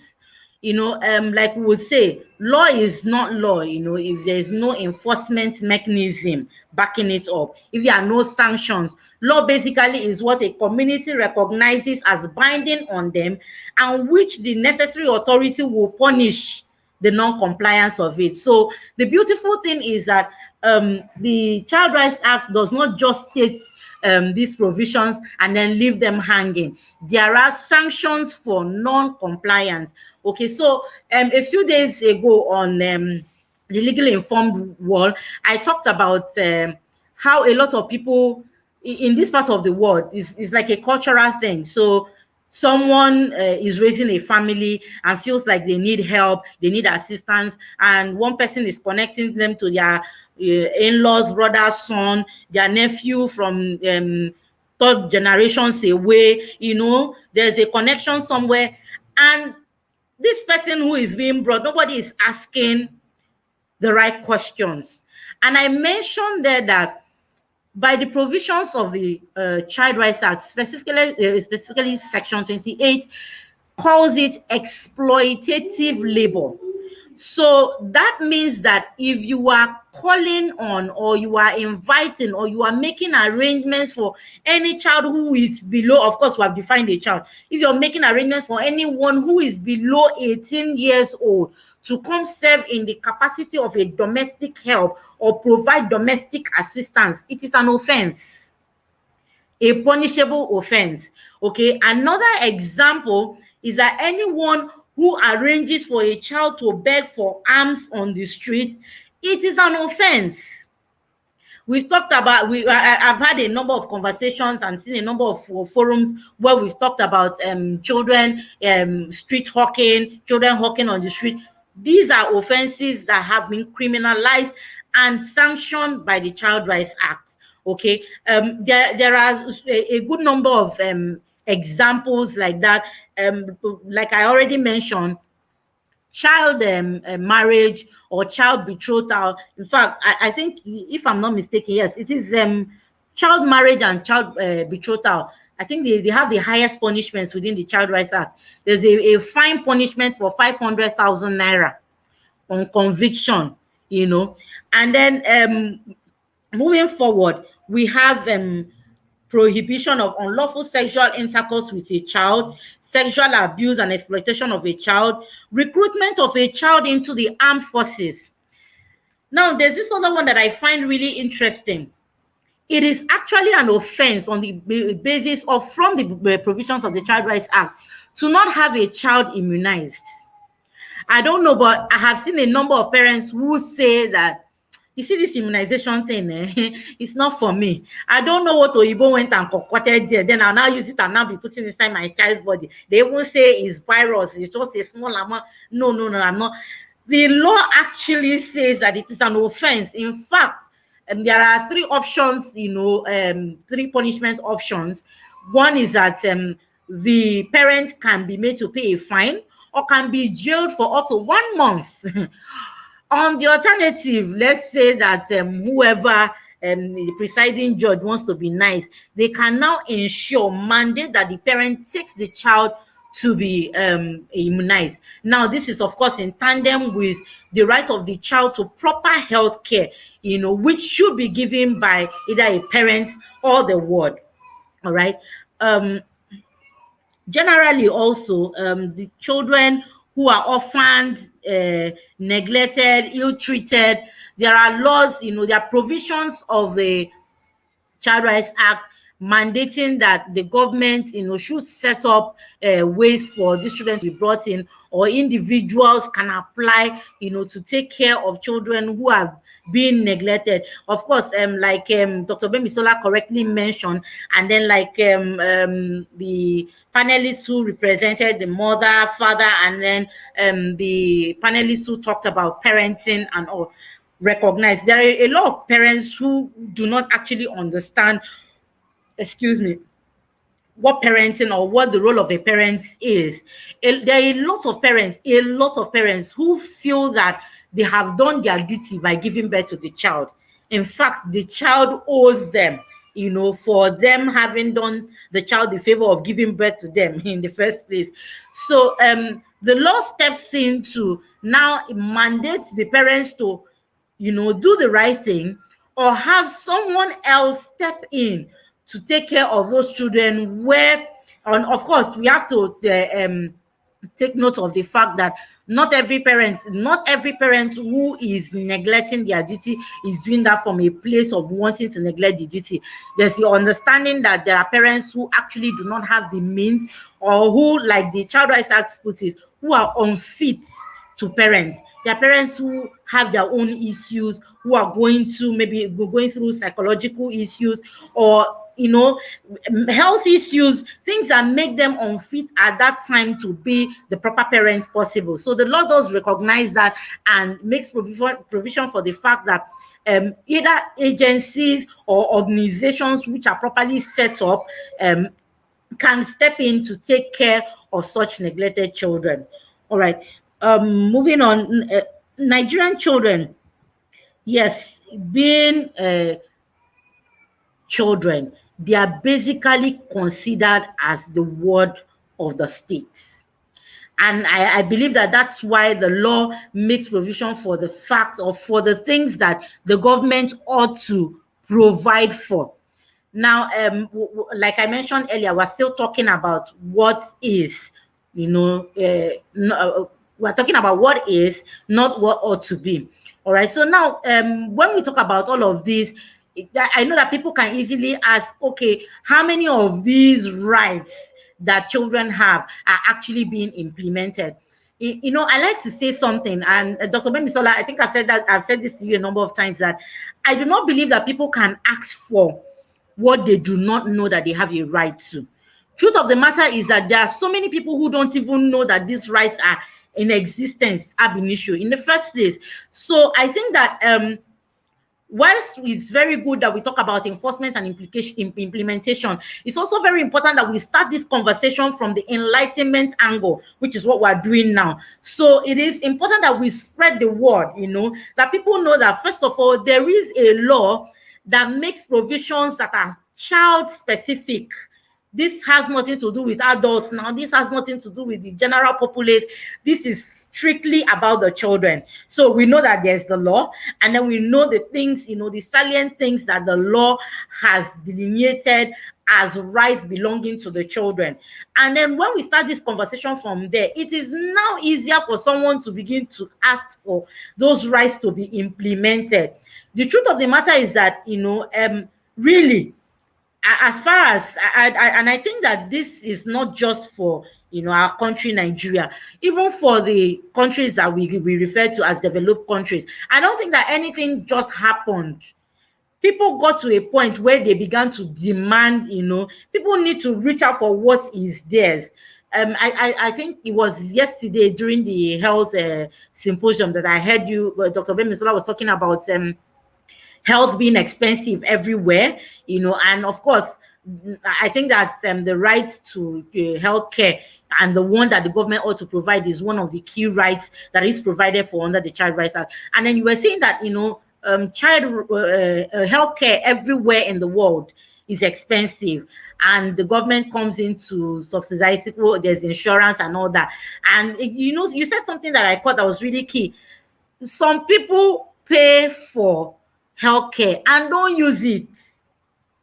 Yeah, some people pay for healthcare and don't use it. So, of course, it now makes the equation kind of even, so that those who did not pay or who didn't pay so much can now benefit from a bit of it. Now, the point I'm drawing from this is those people who paid for these rights, this healthcare rather, and who are making use of it, stepped out. The government is not bringing it to their houses, as it were. So if you are ill and you know that you have health insurance in these countries where health insurance is working, you make a move, you call a doctor, you call the hospital, you are placing a demand on what you know is available to you. Nobody comes to spoon feed it and say, oh, because you pay for health, you must access health or access the health care that you are paid for. So I think that that's the same attitude that I want to look at the rights that are available in the country for. So if it is when people make the moves to place a demand on the rights that have been made available, it is when people say, okay, let's ask for this, let's make a demand, let's we may not get to protest, but let's write, let's ask for implementation of what is available to us. That is when we can actually begin to see. And I do know that there are people who are taking advantage of these rights that are available. Of course, that is even the basis on which a good number of CSOs or NGOs are doing the things that they have to do, especially with penalizing criminal behavior, in terms of the offenses that have been listed here. So it is in reference to the laws that have not been complied with. They now say, okay, on the basis of this person should be prosecuted, this person should be. So as much as it will work for the positive rights, I think that it will also work, it will work for the negative rights or the negative implications. It will also work for the positive ones when we place a demand on what is available. I think that that's about how I can quickly summarize this, because 10 minutes is not enough. Yes, I'm sure that I've exhausted my time. So thank you very much for having me. Thank you so much, Favour. I mean, that's so beautiful, and I mean, I really appreciate that presentation, and I'm sure the parents have listened to that.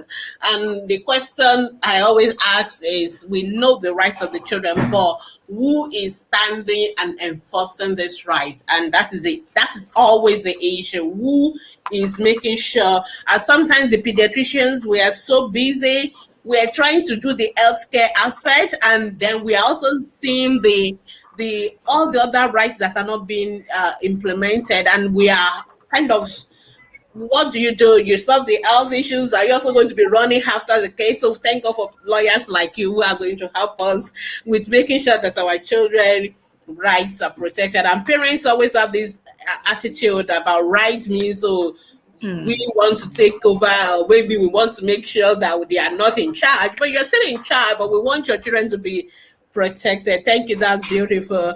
And that takes me straight to the next presenter, who is going to talk to us, because despite all these rights, which is to make sure that our children are safe, their best interest is preserved and all that, every day children are being abused, every day. And sometimes it breaks my heart. You already alluded to some of it in your presentation.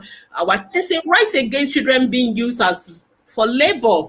I mean, I remember we still celebrated the Child Labor Day recently, and we're trying to see how to cut down these figures. And some of us parents here, some of you listening to me, you are part of the problem, because some of you are employing your 10-year-old, employing 12-year-old to be your housemates, which is against the law. And that is really part of what we're talking about. So I'm really happy that we have somebody who is so passionate about this. And I've seen her work, on social media. She has a foundation, and that is Mrs. Toyin Ndidi Ojo. Let me just quickly introduce her properly. I always like to use my slide to introduce my speaker so that I don't mess up. Okay, so she is a legal practitioner and child safety advocate, women's rights advocate, and the founder of Stop the Abuse Against Children and Women Foundation, popularly called Stop the Abuse Foundation. She got a law degree from the University of Ife, Obafemi Awolowo University in 2005, and she has worked in various notable firms. She's a human rights advocate. She's also part of the NBA. She was the immediate past welfare secretary of the NBA of Ogun State. She's very passionate about vulnerable children and women, and also about the environment. She's a climate activist and also a trustee board member of the African Smart Cities Foundation, an international NGO with headquarters in Abuja. I mean, she's part of so many foundations. We couldn't put this in all these slides, so I just cut down. Yeah, she's also the assistant legal director of the Yoruba Worldwide Council of Women. So she sits across many non-governmental organizations, including her own, obviously. And she's really done so much work to kind of, bring justice to children who have been abused. And today she's going to talk to us primarily on our own responsibility as parents when we're caring for our children, in how do we stop children from being abused. Because this is one aspect. It is amazing that there are people that are so sick and they will hurt children, because I always think when I was growing up that nobody hurts children. That's my thought, that like everybody loves children, everybody takes care of children. But I'm as a pediatrician, I've now come to see, I've seen parents hurting their own children, abusing their own children. I've seen terrible things happen. And unfortunately, I don't want to preempt our discussion, but I want to set the background why we want her to speak to us. We sometimes see father abusing children and the mother being the enabler, or the other way around. So we really need to know that, just like Favour has told us, these children have rights, irrespective of who you are as the parents. And the responsibility of making sure our children are not abused is a village responsibility now. It is not just about the parents. So it's all of us. So I want us to listen to these experts talking to us on how we can protect our children from this menace called child abuse. So without much ado, I want to welcome Toyin Ndidi Ojo to the podium. Please go for it. I hope you are not muted.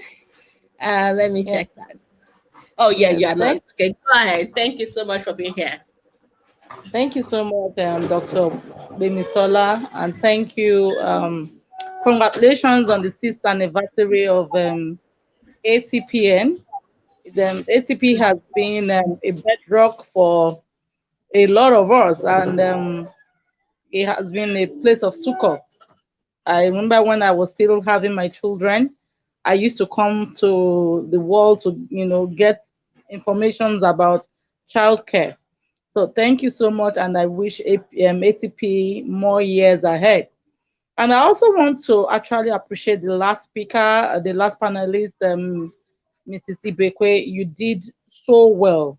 In fact, you laid the background for what I am going to say now.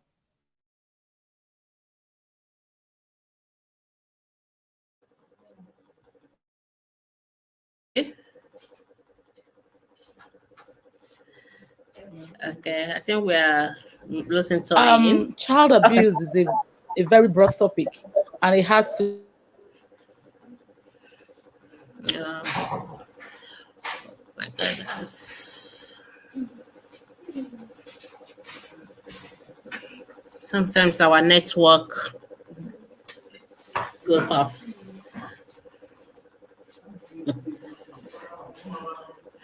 I tell you, we seem to be losing you, if you can hear me. All right. Okay, I think you're back. Can you now. hear me now? Yeah, we can hear you now. Thank you. We lost you before, so if you don't mind stepping back again. Oh, you've muted yourself now. Okay, yeah. You can go ahead now. Okay. Yeah. Good. It seems my audio is a bit faint. If the audio is okay, I can go on. Yeah, just go on. Yeah. All right. Child abuse is a very broad topic. It covers a lot of things. Apart from child sexual abuse, it covers also child labor, which Mrs. Ibekwe had touched a bit. It also covers child psychological abuse. It covers emotional abuse and a whole myriad of abuses. But because of our time, I've been told that I have just 10 minutes, and I want to maximize the use of that 10 minutes. I'm going to be concentrating on child sexual abuse, which we all commonly call rape, but under the legal terms we call defilement when it's for a minor. And this child sexual abuse has to do with molestation, and most times it has been proven that 99%, 98% of every child sexual abuse, either rape, sexual harassment, or whatever, is by close relatives and family and friends. It is never by strangers. Just a negligible 2% is by strangers. So you know that child sexual abuse is something that lives with us. It's something that is very, it's like we wake and sleep with it. So having said that, well, how do we begin to understand the enormity of this child sexual abuse? WARIF, which is a child sexual referral center in Lagos State, has said, is a non-governmental organization that has a child referral center, has said that it treats 10,000 rape cases every month. For me, that is gargantuan. It is colossal. It is something that we should be worried about. And in 2018, the Honorable Federal, the Honorable Minister for Women Affairs, Dame Pauline Talen, said something which I think we must take to heart, and that is that over 2 million rape cases were reported, and that is just a minute bit of the total iceberg. Because I am going to tell you something. A lot of rape cases, because of stigma, discrimination, and of course our nation's apathy to you speaking up, a lot of cases are actually hushed up. So those ones that were able to report were, for the year 2018, was like 2 million. So you now understand that we have a very enormous problem. Now going further, how does this sexual abuse, how does it occur? Mostly it occurs in our homes, in places where children are supposed to be protected and secured, in schools, in churches. It doesn't really happen like it's shown in the movie in Lonely Path. I'm not saying it doesn't happen there, but mostly it happens where children feel safer. That is where it happens. Now, how do these perpetrators, these abusers, how do they get across to access to our children? One, like I told you before earlier on, I've said it, that though most abusers are people who are known to the children. And how do they get to make these children accept them? One, we have what we call grooming. These abusers groom these children. They not even only groom the children, they also groom the family.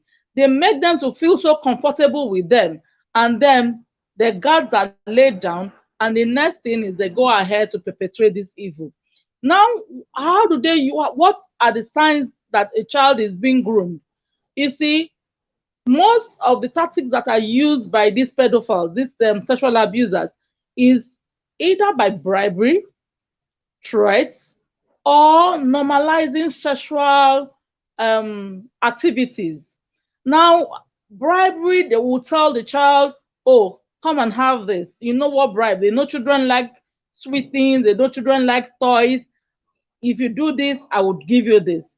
They begin to give them offerings. I always tell my children whenever I go out on advocacy that there is no free gift in Freetown. So when you begin to see an adult begin to give you free gifts, that should raise your suspicions. We call it red flags. It should raise the red flag that the adult may not necessarily mean well for me. Then another thing, they also go ahead, because people will be like, oh, he was abused. Why didn't he say? Most children will tell most children that if when they have gone ahead to abuse the children, if you report, you will die. Your mother will die. your father will die. Or if you report, I'm going to make sure that, like I had a case of an 80-year-old landlord who was HIV positive and who was abusing little children in his compound. Nearly the whole children of his tenants, all these tenement houses, face me, I slap you, like in Nigeria we call it. Most of these houses are the way he was able to get his way, and most of the children kept silent because he was telling them, you know, I'm the landlord of this house. Whenever you tell your parents about this, I'm going to throw your parents out of the house. So the children kept mute, and at the long run, we discovered that nearly all the children in that compound, over 10 kids, had been defiled. We had a case, we were able to make a case out of just a parent who was willing to fight for his own children. 2 of his own children were serially defiled by this landlord. Unfortunately, he couldn't complete his trial. He passed on last month. But moving forward, this is part of an example of using threat to get their way with children. Another way that they do it also is by normalizing sexual activities. While growing up, most of us saw our parents in their nudity, some of us. But now we are child safety advocates. We are saying that we should try to protect ourselves, because we discovered that pedophiles use things like that to normalize sexual activities. When your child sees your nudity, he fails to know the boundaries, and he or she, when he sees another adult naked, he may not find it absurd. So, but when as a parent you are already hiding your nudity from your children, when another adult tries to expose his nudity to the child readily knows this is a red flag, and the child stops and calls the attention of a trusted adult. Now, still under the normalizing sexual activities, they also go ahead to tell the children that, don't you want to be like Paul? Paul is a big boy in school. I can make you to be like Paul. Paul always allows me. It might not necessarily be truth, but they normalize it and say, Paul always allows me to have my way with him. And that's why Paul is a big boy. And then, you see the children, because everybody's ambitious. People want to be better. Children, like Ms. Manami Bekwe says, also have the aspirations of adults. They are natural adults. They also want to be better. They want to be like Paul, who is the reigning boy in school, or Daniela, who is the reigning girl in school. And if the abuser is able to promise them that you are going to be like this person if you allow me to have my way, they will readily succumb. Moving forward, having talked about grooming, are we saying that the responsibility is not on the children to prevent themselves from getting raped or getting sexually abused? No, of course not. Most times we advocate for sexual education for children to be able to make them understand, make them aware that this is what is going on, and they are better able to put into effect ways of preventing themselves from being victims. Because I can tell you, it's not always easy to come out of sexual abuse trauma. Also, when we're talking after having talked about grooming and the responsibility of children to sexual abuse, we are going to go to what I call, when the rape happens, what next? Because most times in churches, in the mosque, or wherever we are, we hear of rape cases. We'll say, God forbid, it can't happen to me.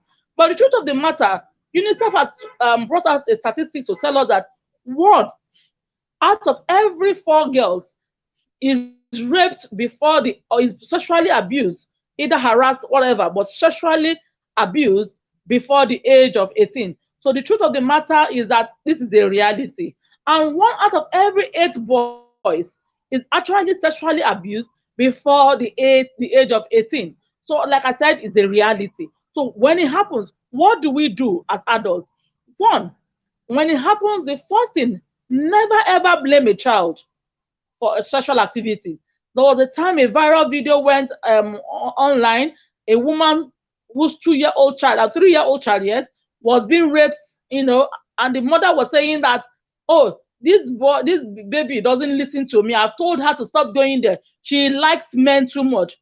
For crying out loud, a minor, anyone less than 18 years, cannot have the responsibility of protecting protecting him or herself from sexual abuse. It is the society, it's the parents, it's all of us that have the duty to protect them.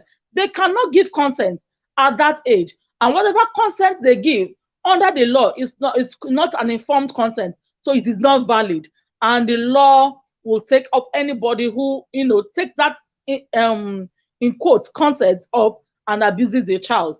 Now, when it happens, the first thing you do first is never blame the child. 2, never blame the child. Blame the child. Then 4, you make sure that cleaned up.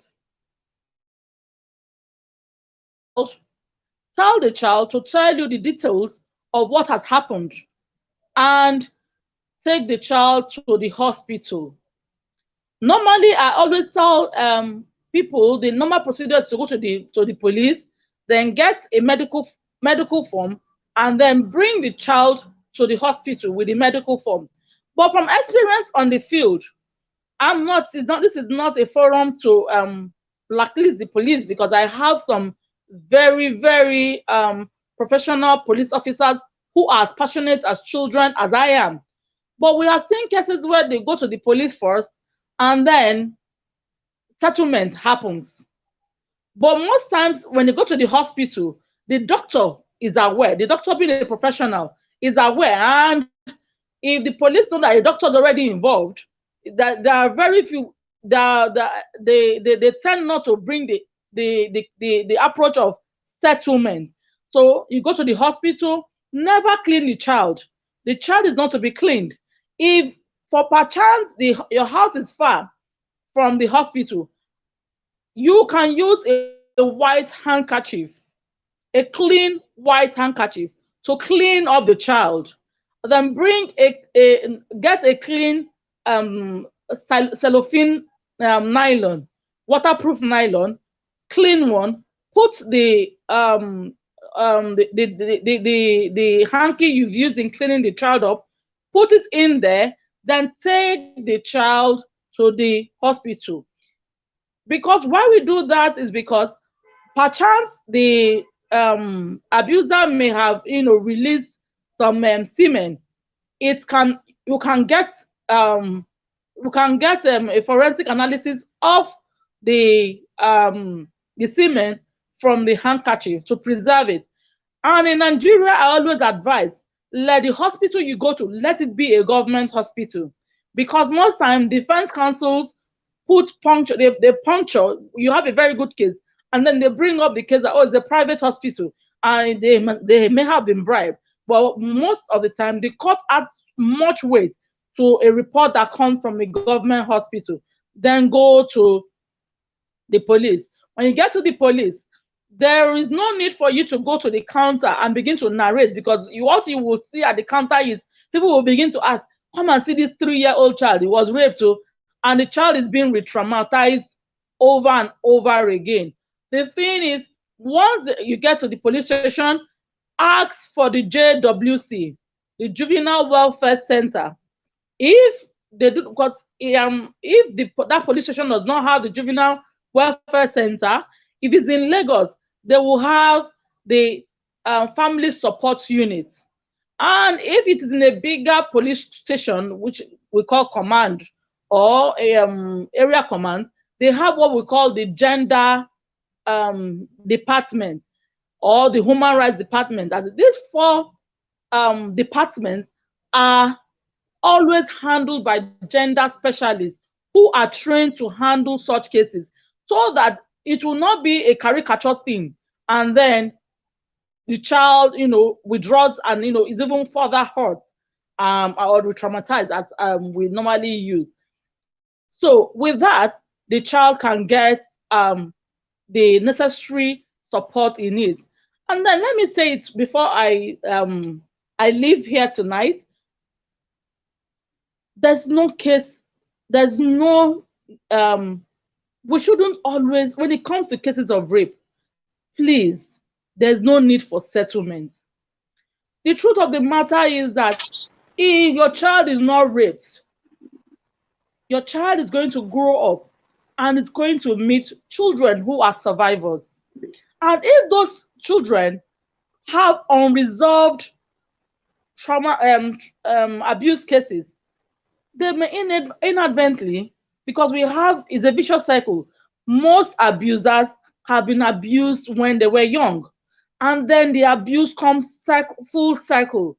So that is why I always ask, never ever settle rape cases. Let the prosecution take its course. Then there's something that Dr. Bemi said when I was coming on board, and that was the fathers, the parents, abusing children. Incest. This is something, because of our culture of silence, this is another area where we are mostly silent. We do not want to talk about it. But this is happening every time. And we see mothers. I have also handled a case where a mother was the one who was abusing her 7-year-old child. So it is not just the fathers that abuse children. Mothers also do it. Relatives also do it. But the good thing about it is, because with the VAPA Act, the Violence Against Persons Prohibition Act, which to my joy and to the joy of all child safety advocates and child rights activists, most of the northern states are adopting. There is now a punishment for incest, and mostly the VAPA has said that where there's incest, whether with consent or without consent, 10 years imprisonment with 500,000 naira, with an option of 500,000. So you see that it is something that is being taken seriously by the government. And with our collective help, it's not something that just one person or a group of people can fight. We need to fight this thing to a standstill as a society. And with our collective help, this form of abuse will be totally, ameliorated in the society. Thank you for having me. And I will look forward to your questions.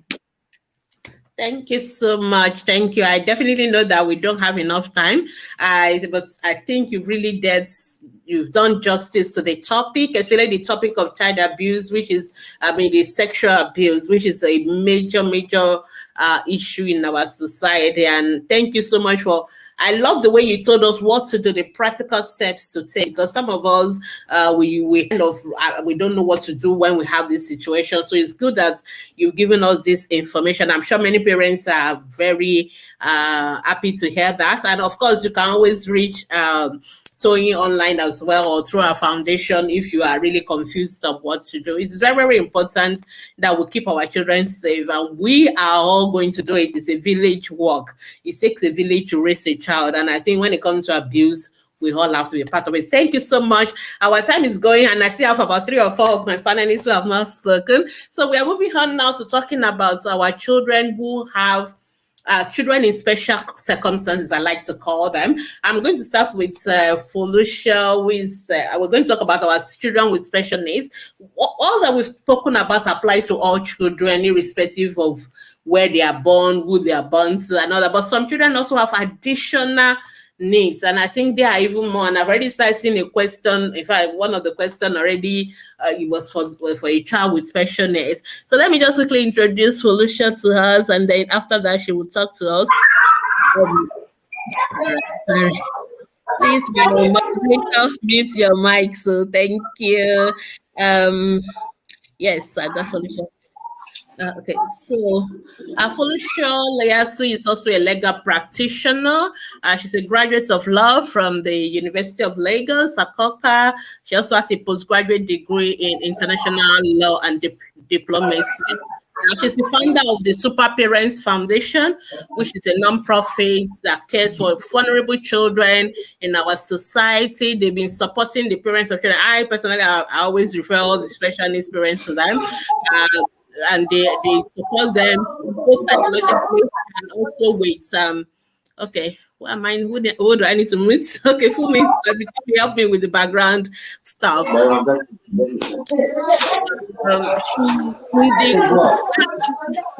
Okay, sorry. Let me just mute somebody here. Just a minute. Everybody is muted. So where's the noise from? Okay, sorted. All right. Sorry about that. So Foluso is the founder of the Super Parents Foundation, and they are committed to taking care of vulnerable children and even adults with special needs in our society, and supporting the parents of children with special needs and disabilities. And in the past years, they have organized inclusive events. They always organize this Children's Day party that is inclusive. Most of you may not know the meaning of the word inclusive, but I'm sure she will explain it to you. And she has given hope to persons with special needs. We have advocated for them, and they have given specialized wheelchairs to over 50 children. That's massive if you know how much it costs to give out one chair.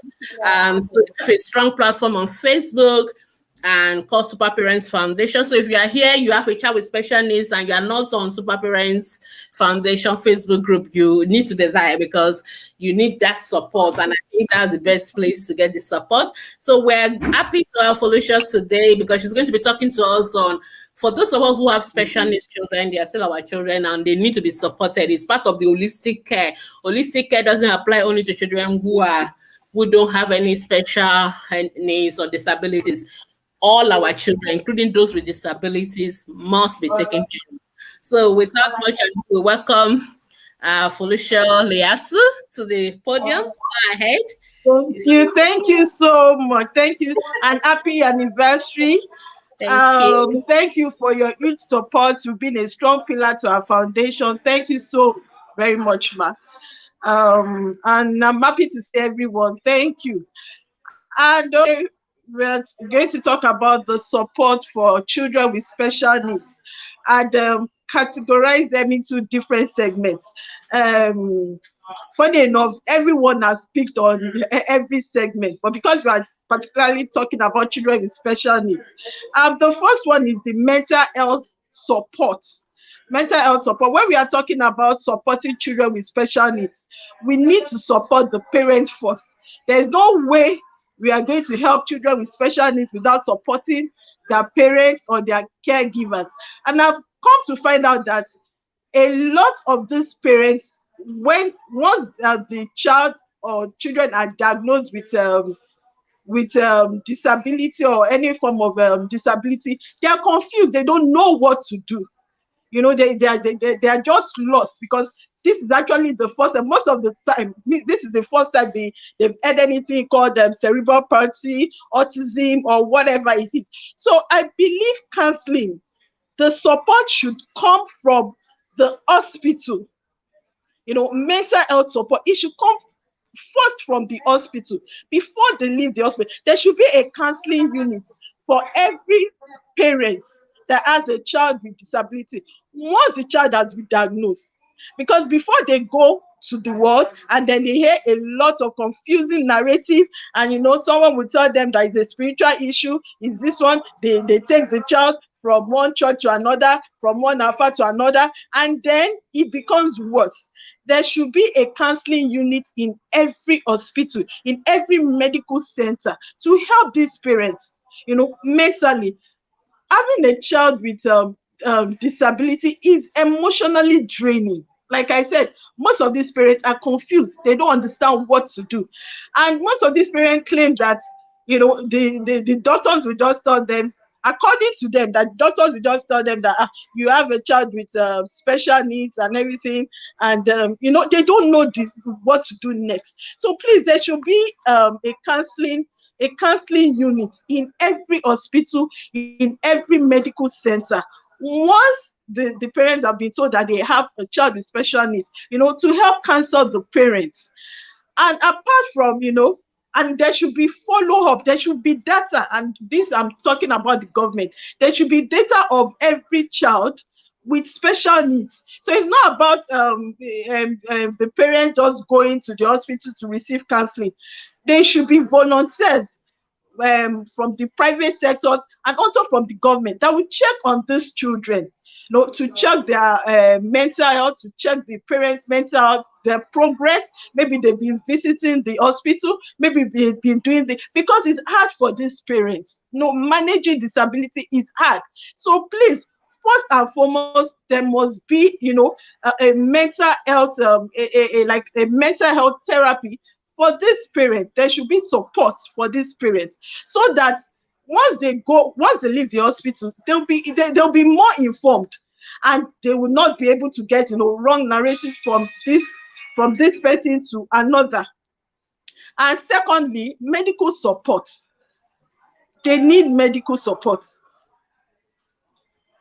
Managing disability is expensive in Africa, even in the world, but especially in Africa, in Nigeria, it is quite expensive. And so we need free therapy. Most of these parents cannot afford this therapy. Fine, for those that can afford it, that can go to private therapies and all this, fine for them. But most of our parents cannot afford this therapy. Therapy should be free. And most times, even in government hospital, therapy is just like maybe twice in a month, or because we don't have enough medical personnel, we don't have enough therapists. They should hire more therapists. We should have more volunteers. So there is not enough. And again, the distance from most of the distance from the house, even to the hospital or to the therapy center, is always a mile. For example, someone in Akute, a parent in Akute, the nearest hospital, the nearest teaching hospital to that person is Ikeja, Lasut.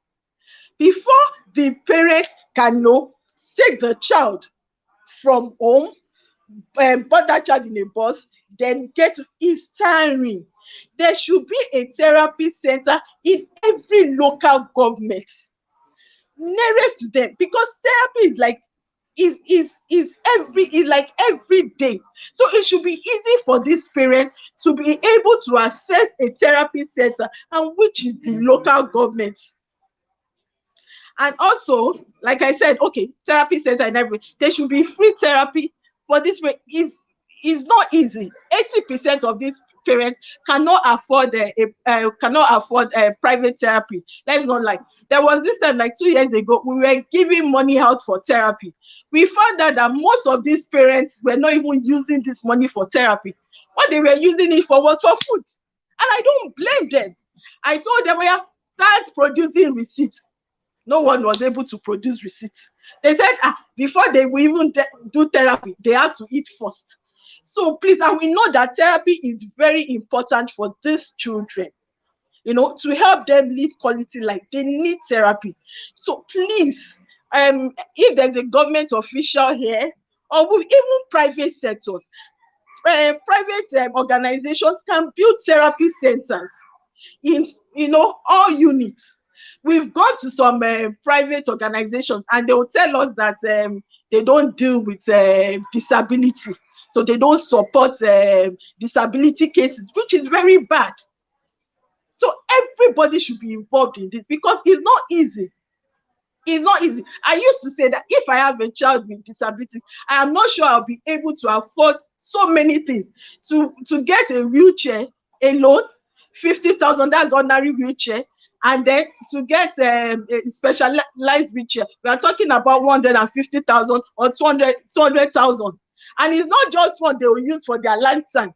They have to be changing it as the child grows. So everybody needs to be involved. Every sector, the government, the private sector, everyone needs to be involved. Then the educational support. All schools should try to make their schools inclusive, so that these children will have opportunities. Education is very important for every child with disability, for them to be able to strive, to live in this world, with less stress, with less issues. They need education. Education keeps them informed. Education, helps their ability. They are able to work on their ability, to be able to showcase their ability, and they do well with education. Just imagine a child with disability that is illiterate. is almost like a no-no for that child. So please, every school, so we are not talking to the headmistress, we are talking to the teachers, we are talking to the principals there. We've gone to some schools and they are like, they don't know anything about disability, so they cannot help any child. Then we told them, why don't you learn? We can bring in people to teach you about this thing. You know, every child needs to be included. And when we are talking about inclusion, we mean opportunities, you know, opportunity to be able to participate in everything so that they will not be left out. There are so many children, even with disabilities, that can do very well, in music. You know, they are talented, but because they are not given the opportunity, because they cannot go to school. There was this time that one parent came to the office and I was asking, okay, what about your son? The son is just deaf and it's like, he's not in school. Why? He's deaf, he's not in school. And the boy is like 11 years old. Because he's just deaf, why is he not in school? And he said the nearest special school is very far. Whereas there are so many schools around his area. And because the schools are not inclusive. So we are talking to teachers, we are talking to professors. Please make your school inclusive so that you give every child opportunity. And then we are talking now the special schools. Most of these government special schools are not well equipped. I went to one time. It's like they just sandwich the children. It's just like daycare. They'll go there in the morning, they resume in the morning. After, once they close, they leave. Nothing. They are doing like absolutely nothing. And I had to argue with one of the top government officials when we used to inspect it. I said, I went there, I saw it myself. It's just like a daycare. They are doing nothing there. And when I went there, I was like, okay, what if we want to, you know, try to help? It's even going to be difficult for us. That there was one private whatever that wanted to help, and they didn't give them opportunity. You understand? So please, we are talking to the government. Allow private sectors to help. We know it's not easy for the government alone. Allow private, even all schools, the special schools should have therapy centers too, so that it will be easy for the parents. Once there's a therapy center and then with therapists, you know, this will reduce the workload on the parents instead of going to the hospital every time. So once they're in school, maybe twice a week or something like, they have therapy, and you know, it helps them progressive.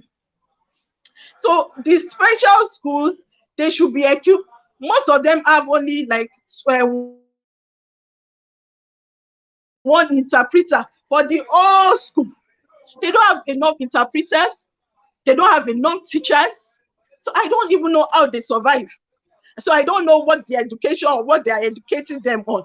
Although it's getting better now. So we need volunteers that can go, you know, interpreters and everything. So that this is when the private sectors, individuals, NGOs come in. Like I said, it's not easy for the government alone. We need everyone involved.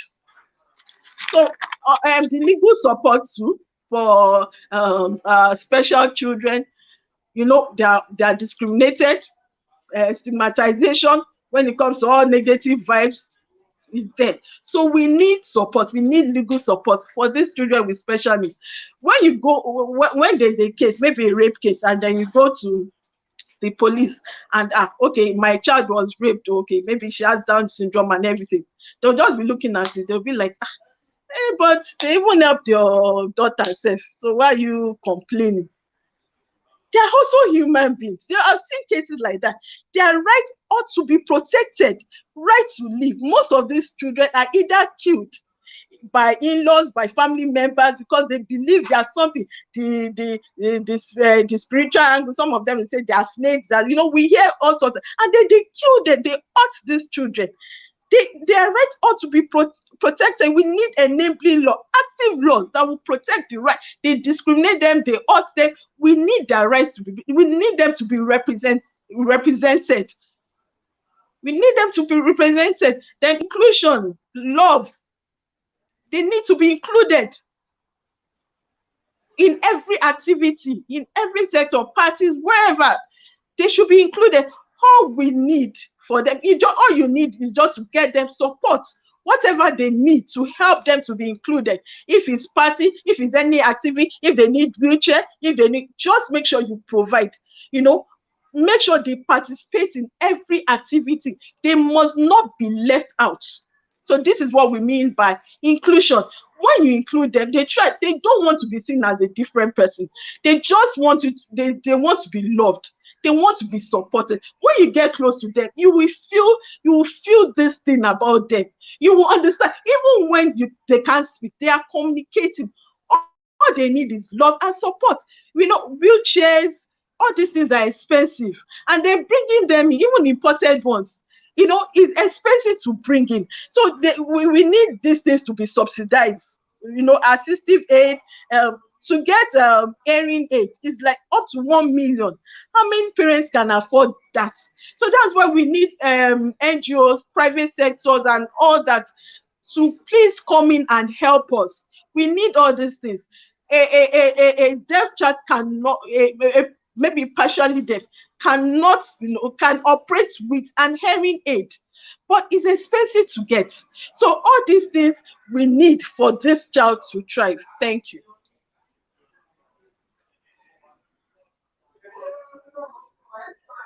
Thank you so much, Foluso. I can see you're so passionate about the special needs children.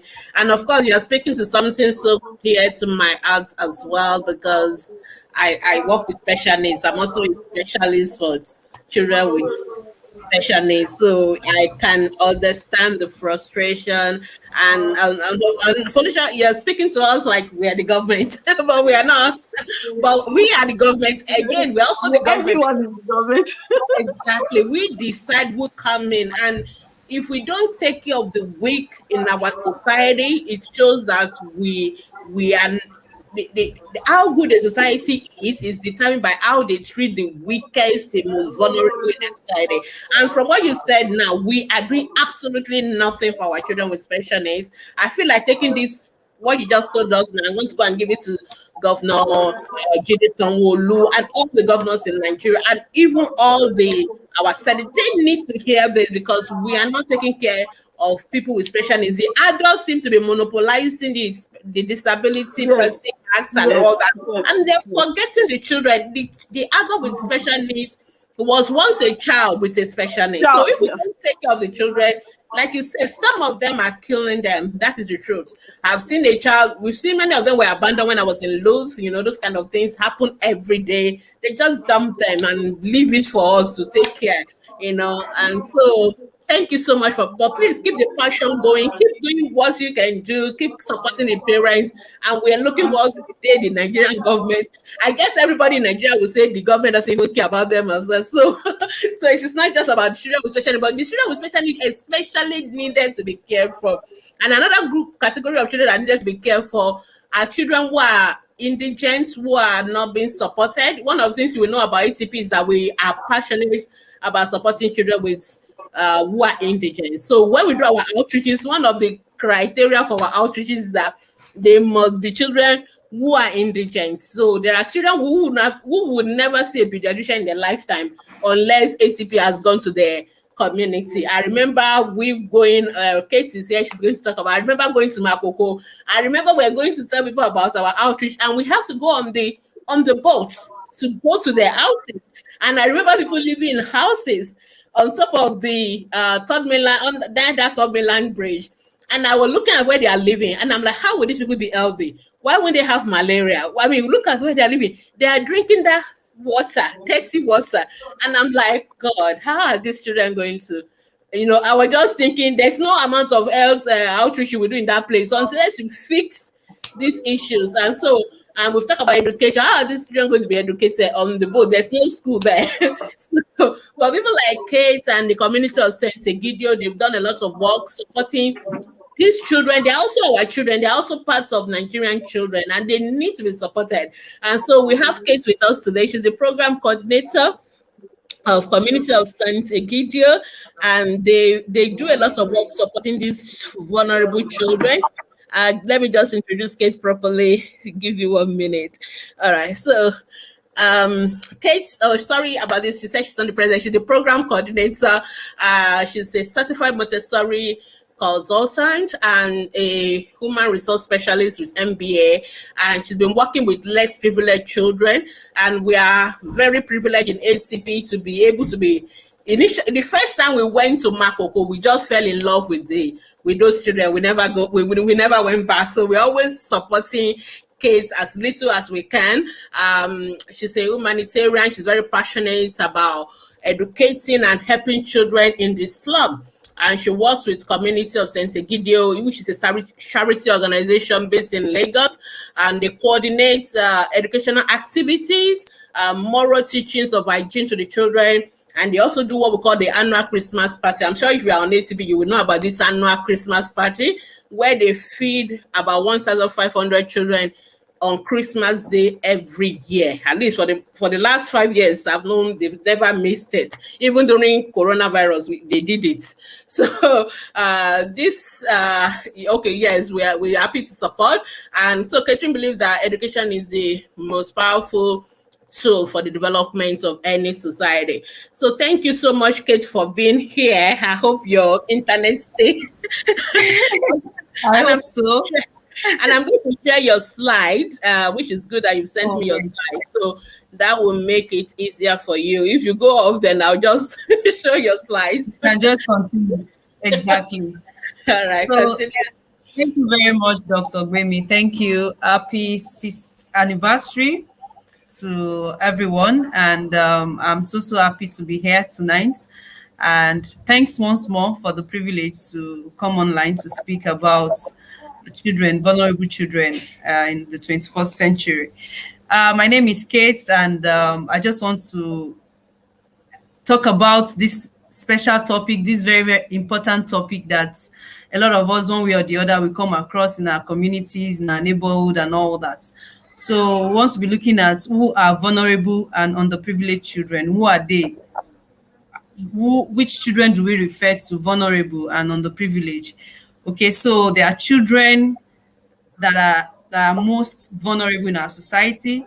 There are children that are exposed to all forms of danger, all forms of harm in their environment. And where can we find these children? We can actually find them around us. They're everywhere, not just in Makoko, not just in the slum. They're in our community. Some of them might even be on our streets, you know. So I would be looking at some areas in which St. Egidio, our group, has been able to support these children for years. Community of St. Egidio is a group, charity organization group, like Dr. Gbemi mentioned earlier, that supports children all over the world. We're in over 80 countries in the world. And we started in Lagos for the past 12 years now. We've been in Lagos. For the past 12 years, we've been in Lagos. And I've been part of this beautiful change in the city of Lagos. Where do we go to in Lagos? We go to Makoko. A lot of people will say, oh, people go to Makoko, all the NGOs, they go to Makoko, everybody goes to Makoko. And all. True. But the truth is that Makoko is very big, it's massive. And even the children that live in that environment, they don't know all the locations there. Even adults, they don't even know all the locations there. And one thing I tell people is that we are different. We are not those forms of NGO that just go and drop foodstuff, drop donations. We share friendship with those children. We share friendship with them. We give our time with them. And when I say friendship, what do I mean? I mean that we go there, we spend time with them. I joined as a student back then in Unilag, and we go every Saturday. We gather them to teach them. Some of those children are not opportune to attend any school. And majority of the people that live in this slum are from Benin Republic. Amazing enough, of late, we have a lot of Nigerians that are living there now due to affordable accommodation in that environment. So it's a place where you can easily rent a room for 1,000 naira, 2,000 naira, and all that. So not just the Badagry people that are settled in this location now. We have Nigerians, indigenous, Igbos, Hausas, Yorubas, all tribes, Delta, and all that in this community. And it makes it very beautiful. So amazing enough, you see the children, they speak Yoruba very well, but English they can't speak because, like Dr. Gbemi mentioned, some of them live on the water, they call it waterside, and they don't have access to good water, they don't have access to education, They don't even have access to health care at all. They don't have access to health care. So we go there to spend time with them. We teach them, and we also try to sponsor some of them back to school. We have a project called Project Back to School, whereby we enrolled some of these children, back to a proper public school, private school, depending on their levels. We also educate these children, rather, we educate them on morals. Another thing we see that is so peculiar about these children is violence. You see, everybody wants to rush to get things. Everybody wants to be survivor of the fittest, right? You want to give out, maybe, for instance, biscuits or ribena now. If you're not careful, they will pull you down. So they have this, I have to rush to get things, I have to push, I have to do this, I have to do that. So we try to educate them that you need to learn to take turns, you need to learn to care for others. And the truth is that we've seen amazing transformation. We've seen amazing transformation. Like I said, for the past 12 years, we've been doing this in Lagos. We've seen a lot of children from their childhood, they've now grown to become teenagers. So when they're teenagers, what do we do with them? We move them to a movement called Youth for Peace. We now use them to advocate for peace in their community. So we have quite a number of young people in that vicinity now that are part of our movement, that are advocating for peace, that are advocating for togetherness in the community. Also, we teach them to be to care for themselves. This is where ATP comes in. And I would say with boldness and pride that the first ATP outreach was held in Makoko. That was in 2016, October 1st, 2016 in Makoko. So we happened to host that beautiful outreach. It was a very massive one, a life-changing one. In fact, I'm sure Dr. Gwemi will have a lot to say about this. And the community there, they were really, really happy because they've not really experienced this kind of, would I say, gift is a gift to them. One person saw me, I said, Auntie Kate, thank you very much. You just gave us a gift. Some doctors, they wash my teeth. My teeth has never been washed before and all that. So we got a lot of testimonies from the community after this outreach. And since the ATP has been so close to us, they've been coming to support this community. When the mobile outreach was introduced, Makoko was also part of the community that benefited from this outreach, whereby volunteers from Ask the Pediatrician visit the community once in 2 weeks to give medical attention to these children and people in the neighborhood. Amazing enough, you see a lot of infants, newborns that has never been to hospital even for their first immunization and all that. Seeing things like that is just so alarming. The question is, do they not have healthcare close to them? Yeah, they do, but it's not so close. It's a bit far. And another thing is also ignorance. Some of them don't see the reason why they should take their child to hospital, you see. And I'm so happy that aside administering consultation to children in this, that's ATP now, in this community, ATP has also assisted in educating them. I remember the Dr. Iwoma, yes, explaining to some of these parents how they should care for their child, their newborn, and their hygiene and all that. So another thing we also do is to support them morally, right? We support them morally. We are very, very particular. I listened to the speaker that talked about child abuse. Some of these children, they are very, very exposed to things like this. In fact, they are like the forefront when you talk about cultism, when you talk about child abuse. What we say is that children like this, when they don't have master, they see anybody as their master, so someone who is into drug can just come and say, oh, I want to be your master, gives them 100 naira, and before you know it, they're already cultists and all that. So our group has been able to mentor some of these young children, and through ATP2, we've been able to participate in some competitions. Thanks, Dr. Bemi again. She was able to link us up with Adunidies to Dream, a reading competition, and amazing enough, our community emerged the first and third position, yes, from the community, Makoko community. So we've also, in our own capacity, sponsored some of these children to participate in series of competitions in Lagos and outside Lagos. We've also tried to move some of them to leave that community to travel. Some of our Youth for Peace last 2 years, for the first time, visited Abuja, whereby we organized like a summer congress for some of them. And in fact, quite a number of them told me, Auntie Kate, I don't want to go back to Lagos. I want to stay in Abuja.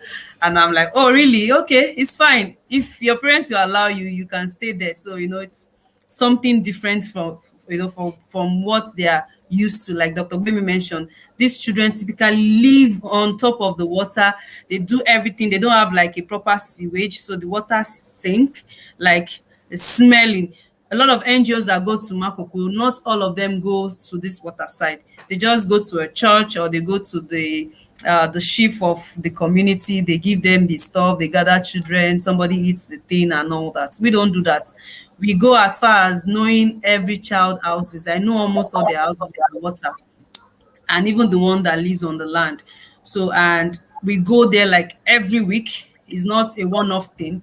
So our friendship with them is beyond just donating things. Our friendship with them is more like a motherly friendship. So so far so good. We've achieved a lot. Like I said, ATP has been part of our life, and we're so grateful for that. They've always supported us. We've over 3,000 children have passed through our School of Peace, and at least we have over 188 children that has benefited from our Back to School project. We have also celebrated series of Christmas lunches in Nigeria, especially in Lagos, where I happen to be part of, with over 1,500 children yearly. Last year, we think we could not, but with the grace of God, we were able to, and it was really beautiful. We observed all the COVID-19 protocols, and we were able to still distribute this food. ATP team were live present on that day to give their support, not just financial support, also moral support, with ATP volunteers giving out their time on Christmas Day. And amazing enough, these lunches, we usually do them on Christmas Day, really, which is not easy for most people to sacrifice their Christmas for these children. Why Christmas? Because we feel that most of them, they don't have where to go to on Christmas Day. We don't do like 1 week before Christmas or 1 week after. We like doing it on Christmas Day because that's where we feel that the manifestation, them eating rice and chicken on Christmas Day. And we've gotten a lot of testimonies from this. So I would want to say thank you very much, Dr. Bemi. Thank you for your support. Thank you. I always say you're our big mommy. Thank you for always being there for us. And I'm definitely sure that, like I always say, those that genuinely give to the poor will definitely genuinely always receive. Thank you for the opportunity. Wow. Thank you so much, Kate. Thank you so much for the beautiful work you do in Makoko. I mean, I'm really, really impressed. Many people do all these things. We've been in this journey. I've been in this journey of accidental non-profit for the past 6 years, and I've met a lot of people. Some people do this thing for the camera. They do this thing to show, to take pictures and broadcast all over the world. But some people actually do this thing from the depth of their heart. And I think community of St. Egidio, you may not, when you check some of these pictures of people doing this in Makoko, you may not see their pictures there, or you may not even come across their name. But they have been, in my own opinion, the most consistent organization. They are not just there on the day to take pictures and show pictures. We take pictures because we always raise funds, and because when we raise funds, we need to show the people that we collected their money to say this is how we spend the money. So we are not taking pictures to show off, but to let people know this is where your money went into. But they consistently do this thing every weekend, going there. You need to see their work, and I'm really amazed at what they are doing. And thank you so much for impacting the life of our children who are not as who are less privileged, but they are still part of our children, and we must care for them as well. Thank you so much, Kate. And finally, my final panelist, Tommy, thank you for your patience. We're going to talk, because we're on social media now, and the world has gone nuclear. And now our children knows more about things. Our children, they knew more things about the world than we parents. So some parents are on Facebook, their children are not on Facebook, they're on Twitter, they're on Snapchat, and we've seen groups where children are being mentored to commit suicide on Instagram. We've seen that. I mean, it's so alarming. Despite all these age limits that they are putting on these social media apps, we've seen children, we've seen pedophiles chatting with children online, and and some of these children have been killed. It's horrible. These things the children are being kidnapped right under our nose. Children are being groomed. I mean, right under our noses as parents, and we don't know. So I've invited Tomi because she's an expert she has computer background science. Let me introduce her properly. Sorry, I almost forgot again. Where's my slide for Tomi? Yeah, so Tomi is she's an IT specialist. She's actually our ATP IT consultant. She's an HR professional. She has a background in computer science, and she's currently also tutors children. And like I said, she's our IT consultant for the foundation. So she's going to be talking to us briefly. That's our last speech for today. Don't worry, I'm not going to say anything because I think I've said enough for today. She's going to talk to us about how do we keep our children safe. I mean, that's one of the parenting goals Mrs. Stephen talked about. How do we keep our children safe in this age, IT age? So, Tomi, please unmute and take it up for us. Thank you so much. Yes, ma'am. Good evening, everybody. Good evening. It's so good to be here. Happy anniversary to us one more time. Happy anniversary. My topic today is talking about how to curb the influence of social media in this 21st century. I will also I'll also be moving to other areas of media, not just social media, talking about TV, watching movies and the likes also. So I might touch on those, but my topic majorly is focusing on social media. Social media, we are human beings. Listening to all the speakers, I think the first 5 speakers, it was just reflecting on some of the things I want to talk about today. So I'm going to skip those ones. If you were not here when they spoke, talking about Miss Ope Ihedioha, Mr. Lawani George, Mrs. Temitope Odekunle, even Mrs. Esther Stephen, please go back to the once we finish this live, go back and listen to everything they all said. We are human beings. Human beings are social beings. We thrive on social interactions. Growing up, I think the way most of us knew how to do social media was Yahoo Messenger. That was the extent of our interaction with people we could not see face to face, people in other countries and all. But now, from 2006, 2007, thereabouts, different social media apps just started popping up. Even as I'm here at the moment, I don't know what social media apps that are available. I don't know everything, but there are so many, and even more keep popping up. And unfortunately, as much as we try to curb dangers for our kids in the physical environment, these dangers have moved as we have moved from our interactions from physical to social and online. These dangers have also moved from physical to online. We used to have physical bullying. There's still physical bullying, but cyberbullying has increased so much. Pedophiles, we're talking about abuse the other time. We have pedophiles, we have sexual abusers in the community, but they are reigning even online now. There is so much danger online. How do we protect the young ones? How do we protect the children in our care? First off, we need to curb their access to this social media. Yes, it is the in thing for children to have phones, but not all children should have phones.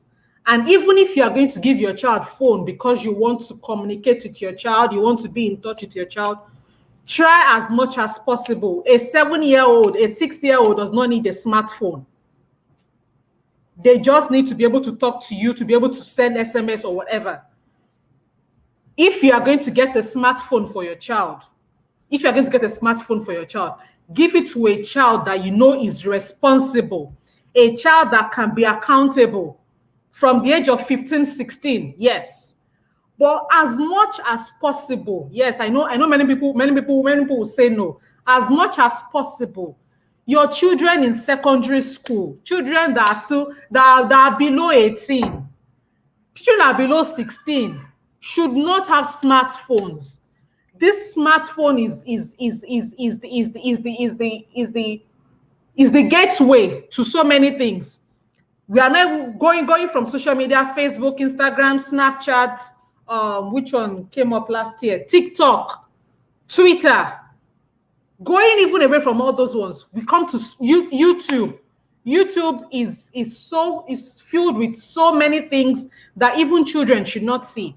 Yes, YouTube has created YouTube Kids. There's a platform for them called YouTube Kids. But many people still do not give their children access to those. Please, we have this huge responsibility to care for these children. It is our responsibility, even after as from infancy to when they get to 18, even after they are more than 18, even after they are older than 21, you are still their parents. We have parenting tips on the Facebook group. We have parenting tips on, you can check our Facebook group, Ask Pediatricians Foundation page, our Instagram page. We made them pictorial. If you cannot read all the posts, made them pictorial key points on how to move from general rules to attitude rules to teenage rules. Because yes, we get to a stage where we start dragging with our children on responsibility on how to access social media or not. Now, I said I was going to mention about TV and all. Most of us have most of the TVs that are being made now have parental control buttons. Please. I know Nigeria. I'm going to use the Nigerian sector because majority of our audience is in Nigeria. You are watching African Magic. Not all African Magic movies are good for children to watch.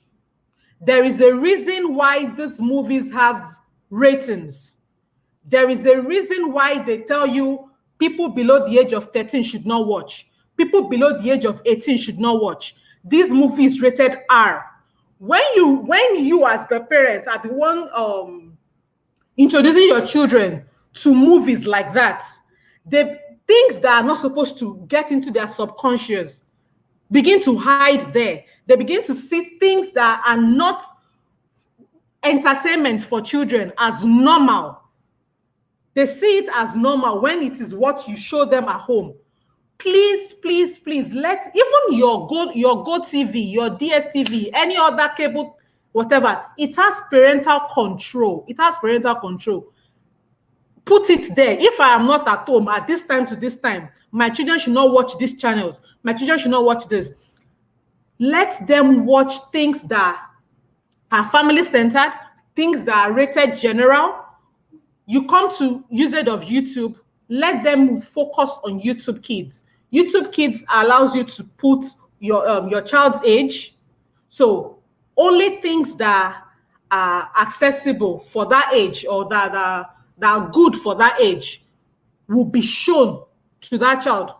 Whether it is on mobile, whether it's on your tab, whether it's on the laptop or your TV, wherever it is you're accessing YouTube. YouTube Kids app it's also free. It's as free as YouTube also.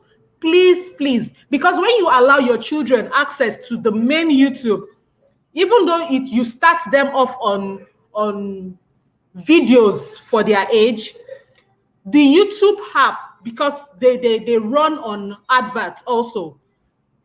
It just pops up related content, whether it is related for their age or not. But because you're on the main YouTube app, it brings related content, and children are inquisitive. They see something, they just tap it and just begin to watch. And not all animated videos are for children. Children see it and they tell you, okay, it's not human being, it's behaving like a cartoon. It is not everything that is for children consumption. So it is our responsibility to be able to curb that. Now, there are different apps that also, okay, you go like, okay, my child is in school. I don't know what my child is watching. I work 9 to 5. I don't come back home until 11 p.m. There are apps readily available that can help you even to take care of what your child is accessing when you are not there.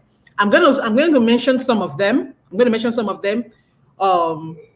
Dr. Boye, please pardon me. I know we don't mention brands, but for this particular one, Google Family Link. There's something called Google Family Link.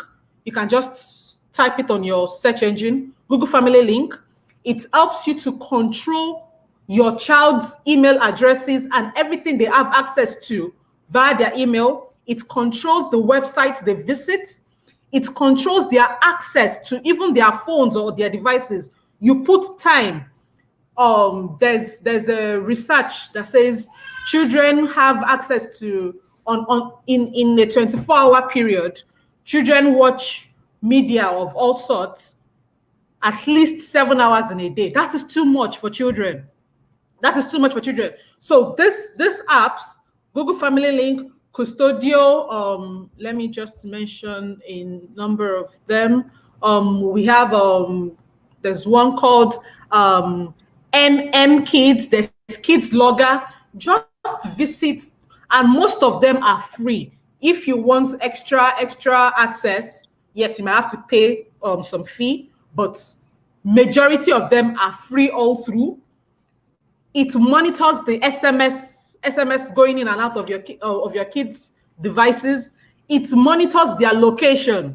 It helps you to be able to know where your kid is part-time.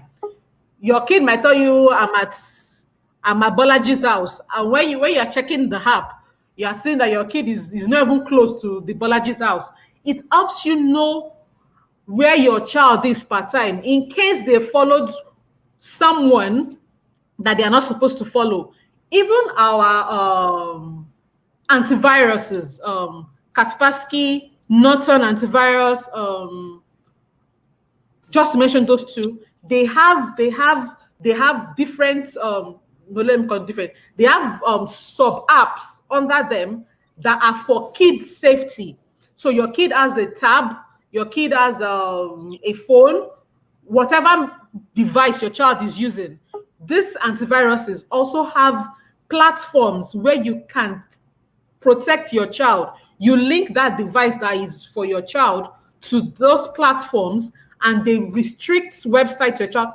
Even when your child is so smart enough to start doing private browsing, these antiviruses will block any website that is not for the age, because all these apps would ask you for the age of your child, so they will know what kind of restriction to put.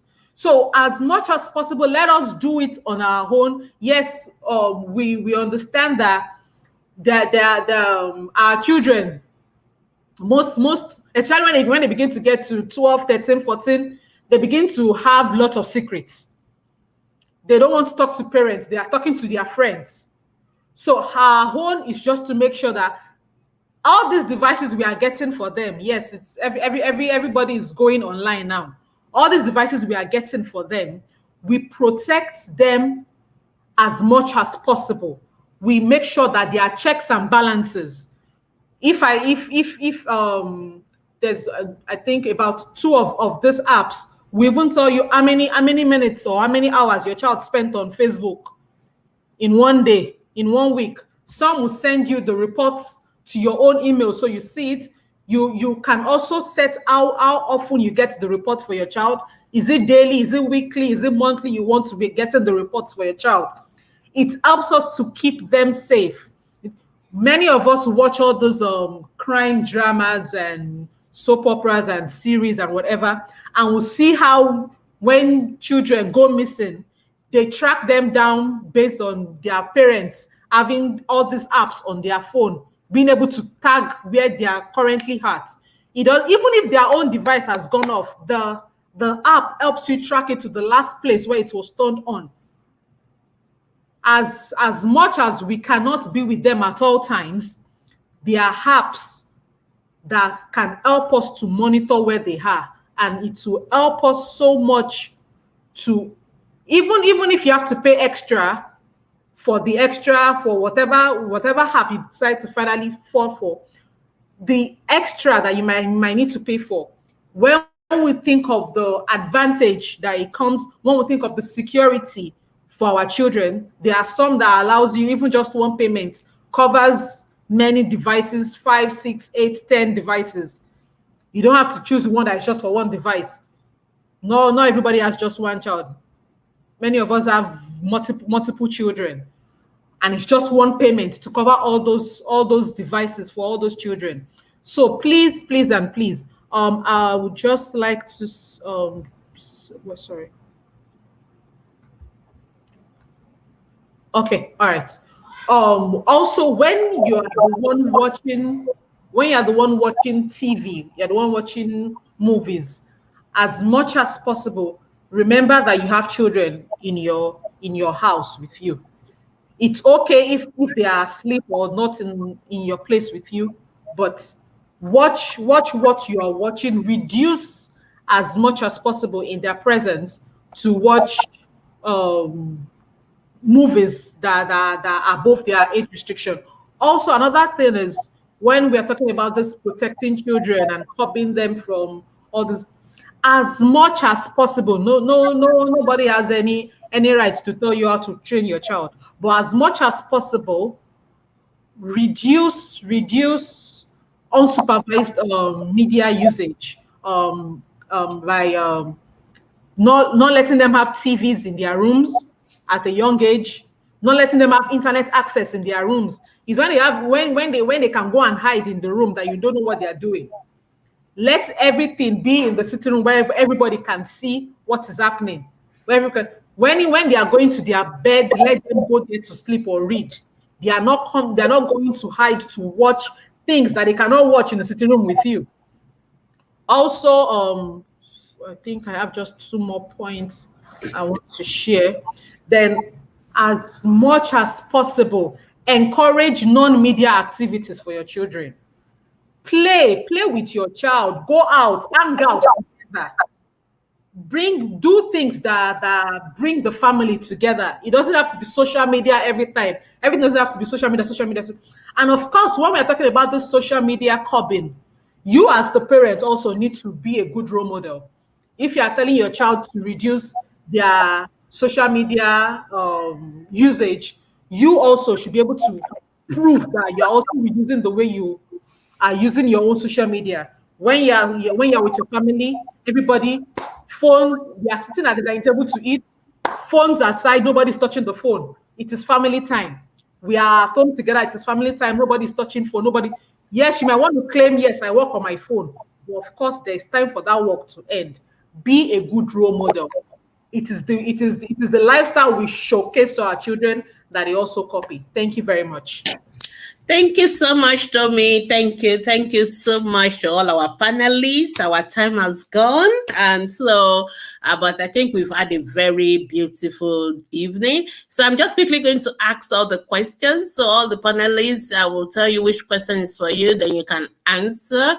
The first question is for Ope. Ope, are you here? Yeah, you're sitting with me. How do you teach a child from zero, I guess maybe from day 0 to they enter preschool? So I think this mom has a child before they start school, preschool. How do you teach them? Please, all the panelists, 1 minute answer. Don't give us another talk again. Thank you. Okay, basically, the things I would advise you do is just to stimulate the child and prepare the child for school. You don't need to start teaching that child ABC or 1, 2, 3. You can just do regular physical exercises, stimulate their fingers, that can help them right when they get to school.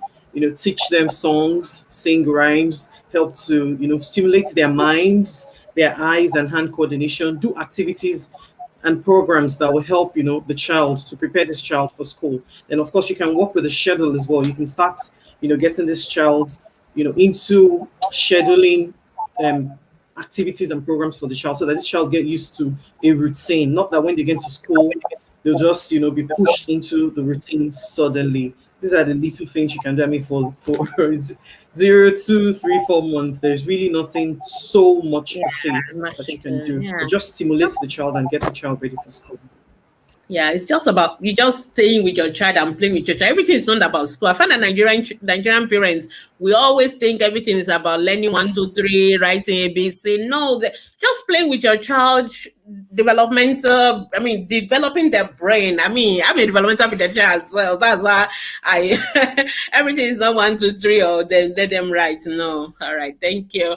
I think this should be for Toyin, and I think I can't see Toyin now, so maybe we'll come back to it, or maybe I don't know whether Foluso can also talk to it. How do you address the issue of abuse among vulnerable children, especially those with special needs? Foluso, are you with us still?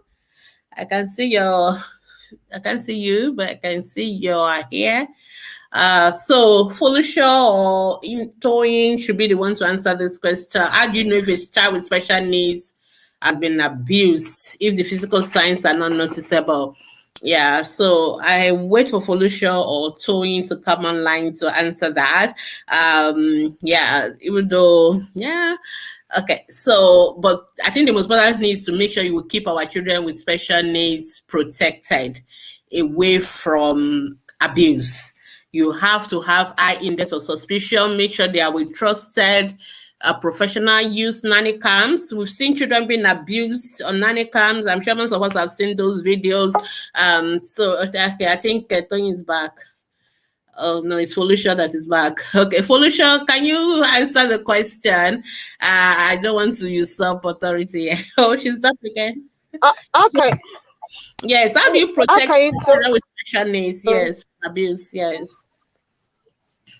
Okay, can you hear me, please? Yes, we can. Okay. If a child with special needs is being abused, especially, the key thing is with the child.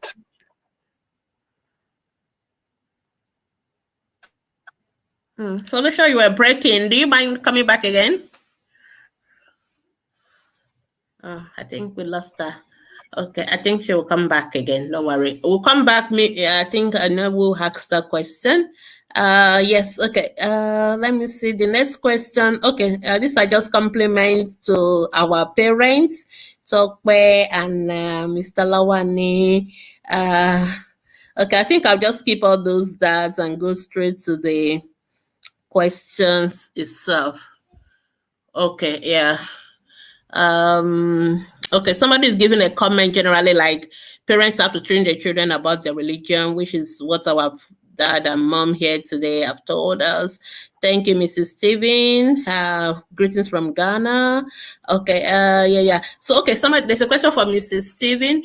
How do you tell your children to protect themselves from bullies? I think it's a very important question because most of the time we tell we're training our children, and sometimes other children are bullies. Ideally, all children should not be bullies, but children get bullied. And I've seen parents tell but I just need to have this a little bit. I've seen other parents say, just also you to eat them back. If they bully you, you need to bully them back. And I'm just wondering, when is vicious cycle going to end? So do you want to tell us, how do we protect our children, actually, when sometimes the teachers and the schools, I guess you may also speak to that because most of the bullies happen in schools. How do you handle this? So thank you, Mrs. Stephen. Yeah, thank you for the question. I want to start from the aspect, that scenario you created, tit for tat. Yeah. Saying tit for tat is a dangerous risk that you are endangering the child to take. Why do I say so? There was a live event of 2 children because the mother always say that don't allow people to take a chance. So when they hit you, you too, you hit your home back. Unfortunately, the child, I think maybe 15 years old, so they were making an argument, and I think the boy is owing the other person, and he needed to pay the money. So he is not even the person that is being owed, but because he wants to do, yes, I can stand for you, then he was asking that, why are you owing? Why have you not paid? And he hit the boy. As he hit, the boy's head fell on the floor, and it affected his spinal cord. So that's a criminal offense that the boy has to be taken to juvenile prison. That's they call it correctional center, where he has to stay there for some years to learn his lesson. So you as a parent, if you are in that shoe, how will you feel for training your child to do tit for tat? So I think we'll be able to analyze it ourselves. But what I will say is that bullying is everywhere. So depending on the environment where that takes place, there will always be authority. And one thing I want us to know is that those that are bullying is not because they just want to bully. Some of them have low self-esteem. Some of them have problem with attachment. They don't have love. So they want to feel among, they want to express themselves. And the only way they can do that is by bullying. So for your child, that's why the necessity to bond from home, showing love. When your child is being shown love, he too will be able to express that love to another person. So if it's in the school environment, there are authorities that the boy or the girl can report to. And if it's in the church environment, there is also authority that it can be reported to. And coming home to, the child can talk to you as a parent. Depending on the way the bullying aspect is. If it's where he can excuse himself, that does not mean he's being coward. He can excuse himself from trouble. Then if it's a situation where he can firmly tell the person, excuse me, I don't like what you are doing, please stop it. So he should be able to face the person and say, please stop it. That's why communication is very important. When we let our children know the proper way of communicating, and when somebody is being rude to us, starting from home, they'll be able to relate well in the society and know who is who and know how to set boundaries. I think that will help us. Thank you. Thank you. Because of our time, I think I just want us to round up quickly. I actually have this question for Favour. I asked that question because I don't want to forget. Favour, are you still with us? I know our time has gone. Yes, I am.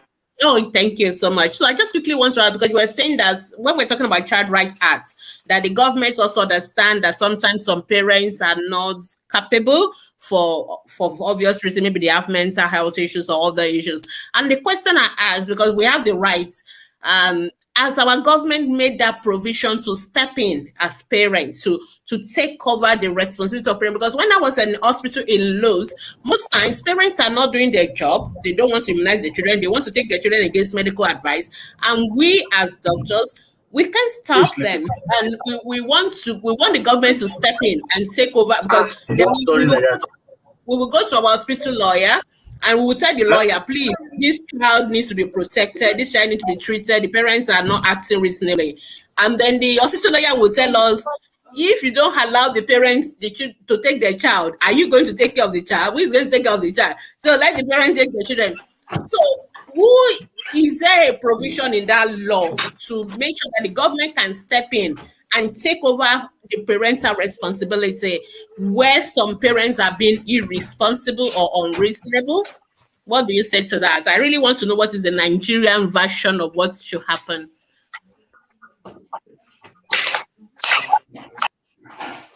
Favour, did you get me? Okay.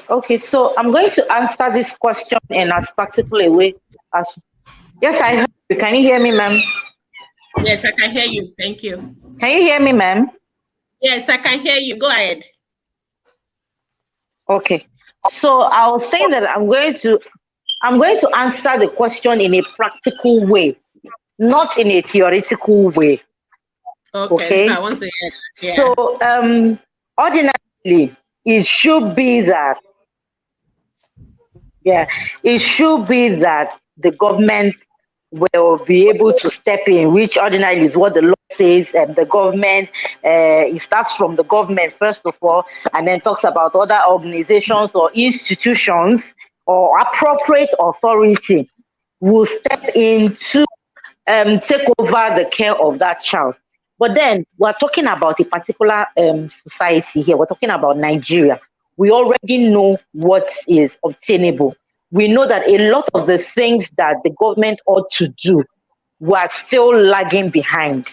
Now, to respond in a realistic way is that I can't remember which of the panelists, but I do remember that one of the panelists had mentioned very strongly, I think it was Madam Toyin or so, the speaker after Madam Toyin, who was saying that the government needs to step things up, needs to do this, but the truth of the matter is that we cannot wait for the government to do everything. This is where the already existing organizations, NGOs, institutions can now step in. For instance, I at least know of 2 children who have been living with unfit parents.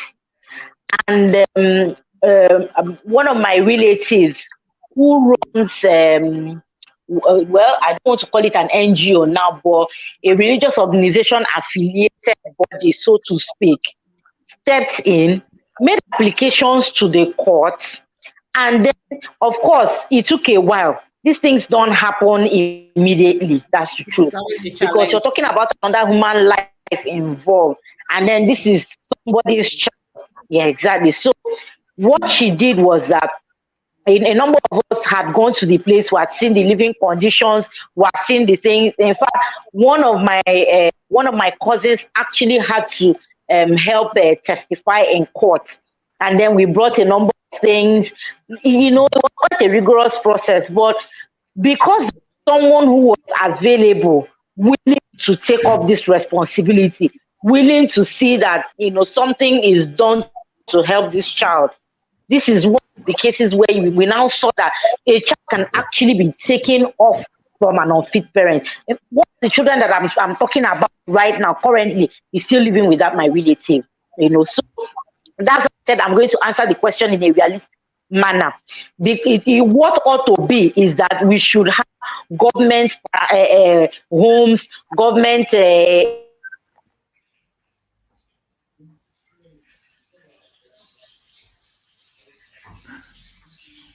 Okay, Favour, I think I got your point, Favour. You seem to have muted yourself.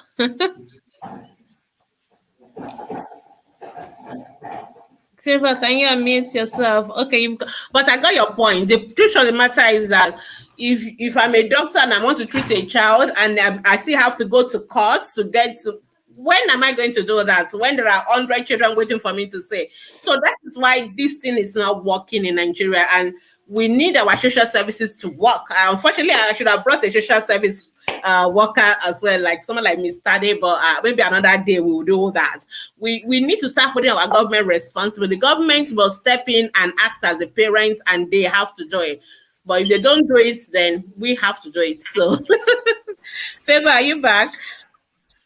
Yes, I am. Yeah, but I got your point. Network is just crappy. I know. Okay, I understand. Yeah. So really, we yes, there are these laws are in existence, and like I said, I'm still reiterating the point that someone has to be there to make a demand on what is existing. this the implementation of these laws will not carry themselves out. That's why public interest lawyering exists. I'm in the public interest lawyering field, where we now, when we see, things like this, of course, that's where people like Madam Toyin, they are working hard and all of that. So it is when people bring these things to fore that there will actually now be consistent policies, and then these policies will now be in the face of people, so they become more aware that such remedies are in existence or can be accessed. That's all right. Thank you so much. Okay, thank you. I got your point totally. I'm also in the public interest group. That is why we have ATP, because we should have a health services that is not accessible to all the Nigerian children. We will get there one day. We will not give up. Okay, Foluso, are you able to take your questions now? There are lots of questions actually for you. Can you unmute? Sure thing, man. Sure thing. Yeah. But now I'm talking public interest lawyering, because like you said, you mentioned a while back that it's not easy for the health people in the health sector. You're handling the medical things. You're trying to see the best that you can do, for the children medically. And then when it comes to now the policies, it's difficult for you to step out from your core area and then begin to pursue that as well. Exactly. So I'll leave that to you. Thank you. All right, Foluso, can you answer your questions? Foluso, can you talk? I'm not sure Foluso can talk now. Hey, I'm here. Can you hear me? Oh, I can hear you now. So just quick questions. You were answering the one on how to keep a child, how to know a child who is physically challenged, is abused, and what do you do in such instances? Do you want to complete that first? Then we'll go on to the next one.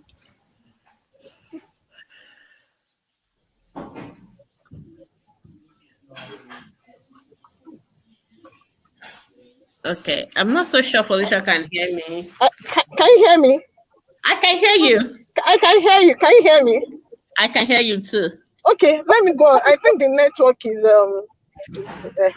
not You're so on the strong. road, obviously. So Okay, what can you hear me? Yeah, I can hear you.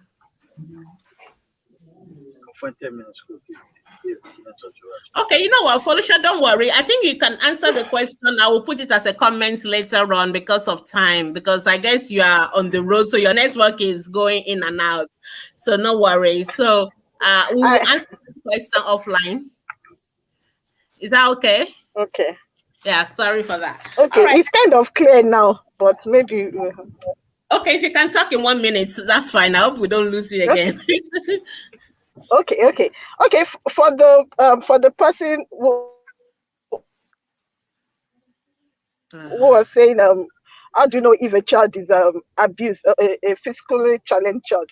You have to be able to know your child's language, body language. You should be able to communicate with your child, even if the child is non-verbal. And for a parent with a child with special needs, you have to be very vigilant and observant more than any other parents. You have to be able to notice something. Okay, you have to be able to notice that something is wrong or right with the child. And if something is telling you that something is very, very wrong with your child, please go to the nearest hospital and check your child to be sure your child is okay or not. Yeah, thank you. Then somebody is asking, like, private therapy in Nigeria is a difficult thing, and how realistic is it? Okay, I think this is just a rhetoric question. That how realistic is this in Nigeria for private therapy to be done, to provide free therapy? I think you were advocating for free therapy, so she's asking how realistic it is.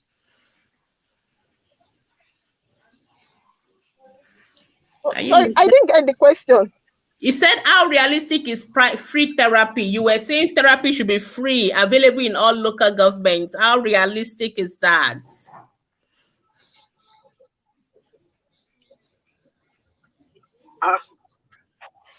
Who is that? Okay, I'm not sure you heard us, but I can answer that for you. It is possible if the Nigerian government wants to do it, but there's what we call political will. Anything the government wants to do, they can do it. It's about making sure that you provide the policy, the funding, and all that. But where there's no policy, where there's no funding, it's not possible. But in other countries, I've been to South Africa, I've been to UK, these things are provided free, and it is possible. And these countries, I don't think, South Africa, for example, is on the same level with Nigeria in terms of our economy. We also have very good economy. So it is about what is our priorities. Our children, our priority. Children with special needs, are they our priorities? And I think that is what Foluso has been advocating for. All right, time has gone. We've got to close now. So I just want to thank all my panelists. If you still have questions, don't worry. Post your questions on the Facebook group. I will tag the relevant panelists and they will answer. I would have said each of my panelists should give a 1 minute take-home message, but maybe I should do that. Okay, let's make it 10 seconds take-home message, 1 sentence each, and then we can all go home. Thank you. So I will start with the order in which you are all showing on my screen. Tommy, one last take-home message. Amit, please. Okay, one last message. I'm still just going to hammer on the last one I said. Let's be the perfect role model for our children. If you are going to protect them from social media, the same restrictions you are putting on them for their social media, make sure that as you are telling them to inculcate more non-media activities, you also practice that for them and make sure that there is more family time. Thank you very much. Mrs. Stephen, 1 sentence. All right. Thank you. What I will still stress is that it is essential that you have a goal as a parent and engage your children as they go on with you to participate in the goal setting, checking it, ensuring that what you are doing is tending towards the goal you have set. And finally, building relationship is very important so that they can enjoy your parenting style. Thank you. Thank you, Ma. Ope, our educator. Ope, Miss. Okay, I will say in all of these things, I want to encourage you not to be overwhelmed. And then one thing, don't overburden your children. Parents are always after my child must write 1 to 1 million. Please don't overburden your children. Love them, care for them, have fun time. Let them enjoy their childhood. Adulthood is hard enough. Exactly. Let them enjoy childhood. Thank you, Ope. Foluso, can you give your 1 minute, one final word? You can't. I'm not sure you're muted. Okay, I'll come back to you. Mrs. Temitope Yusuf, one final word from our mommy of the day.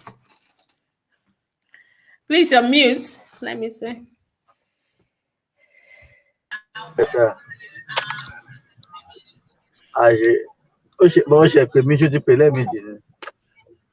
can't hear you. Kate, are you there? Kate? Yes, ma'am. No. Okay, I'm here.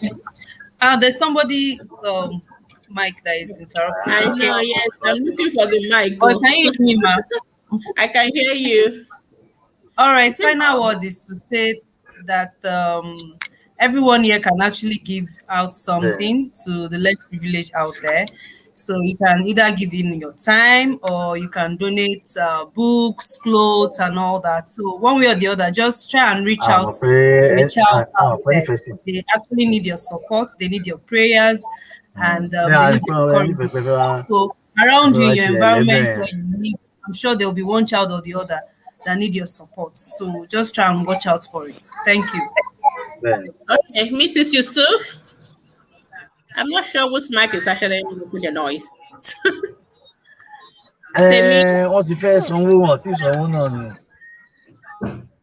Okay, I can't hear Temi. Temi, can you talk? All right. Can you hear me? Yes, I can hear you now. Good.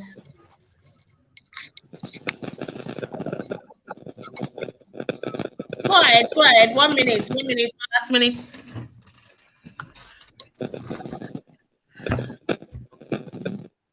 Okay. Okay, Mr. Lawani George. Hello, can you hear me? I can hear you, sir. Okay. I think we should physically, emotionally, and spiritually bring up our children the way we want them to go. So when they are old, they will not depart from it. Thank you. Thank you, sir. Mrs. Temi, can you talk now?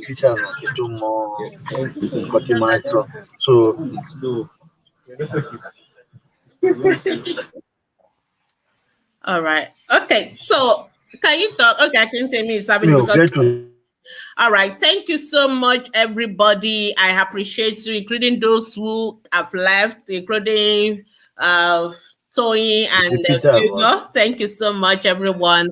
Have a nice evening. Thank you for honoring our invitation. Bye, everybody. Sorry for the late closure, but this conversation is so important. I don't want to cut anybody. So thank you so much for your patience. Good night, everybody. Good night. Good night. Thank you, ma'am. Bye-bye. Thank you. Good night, ma.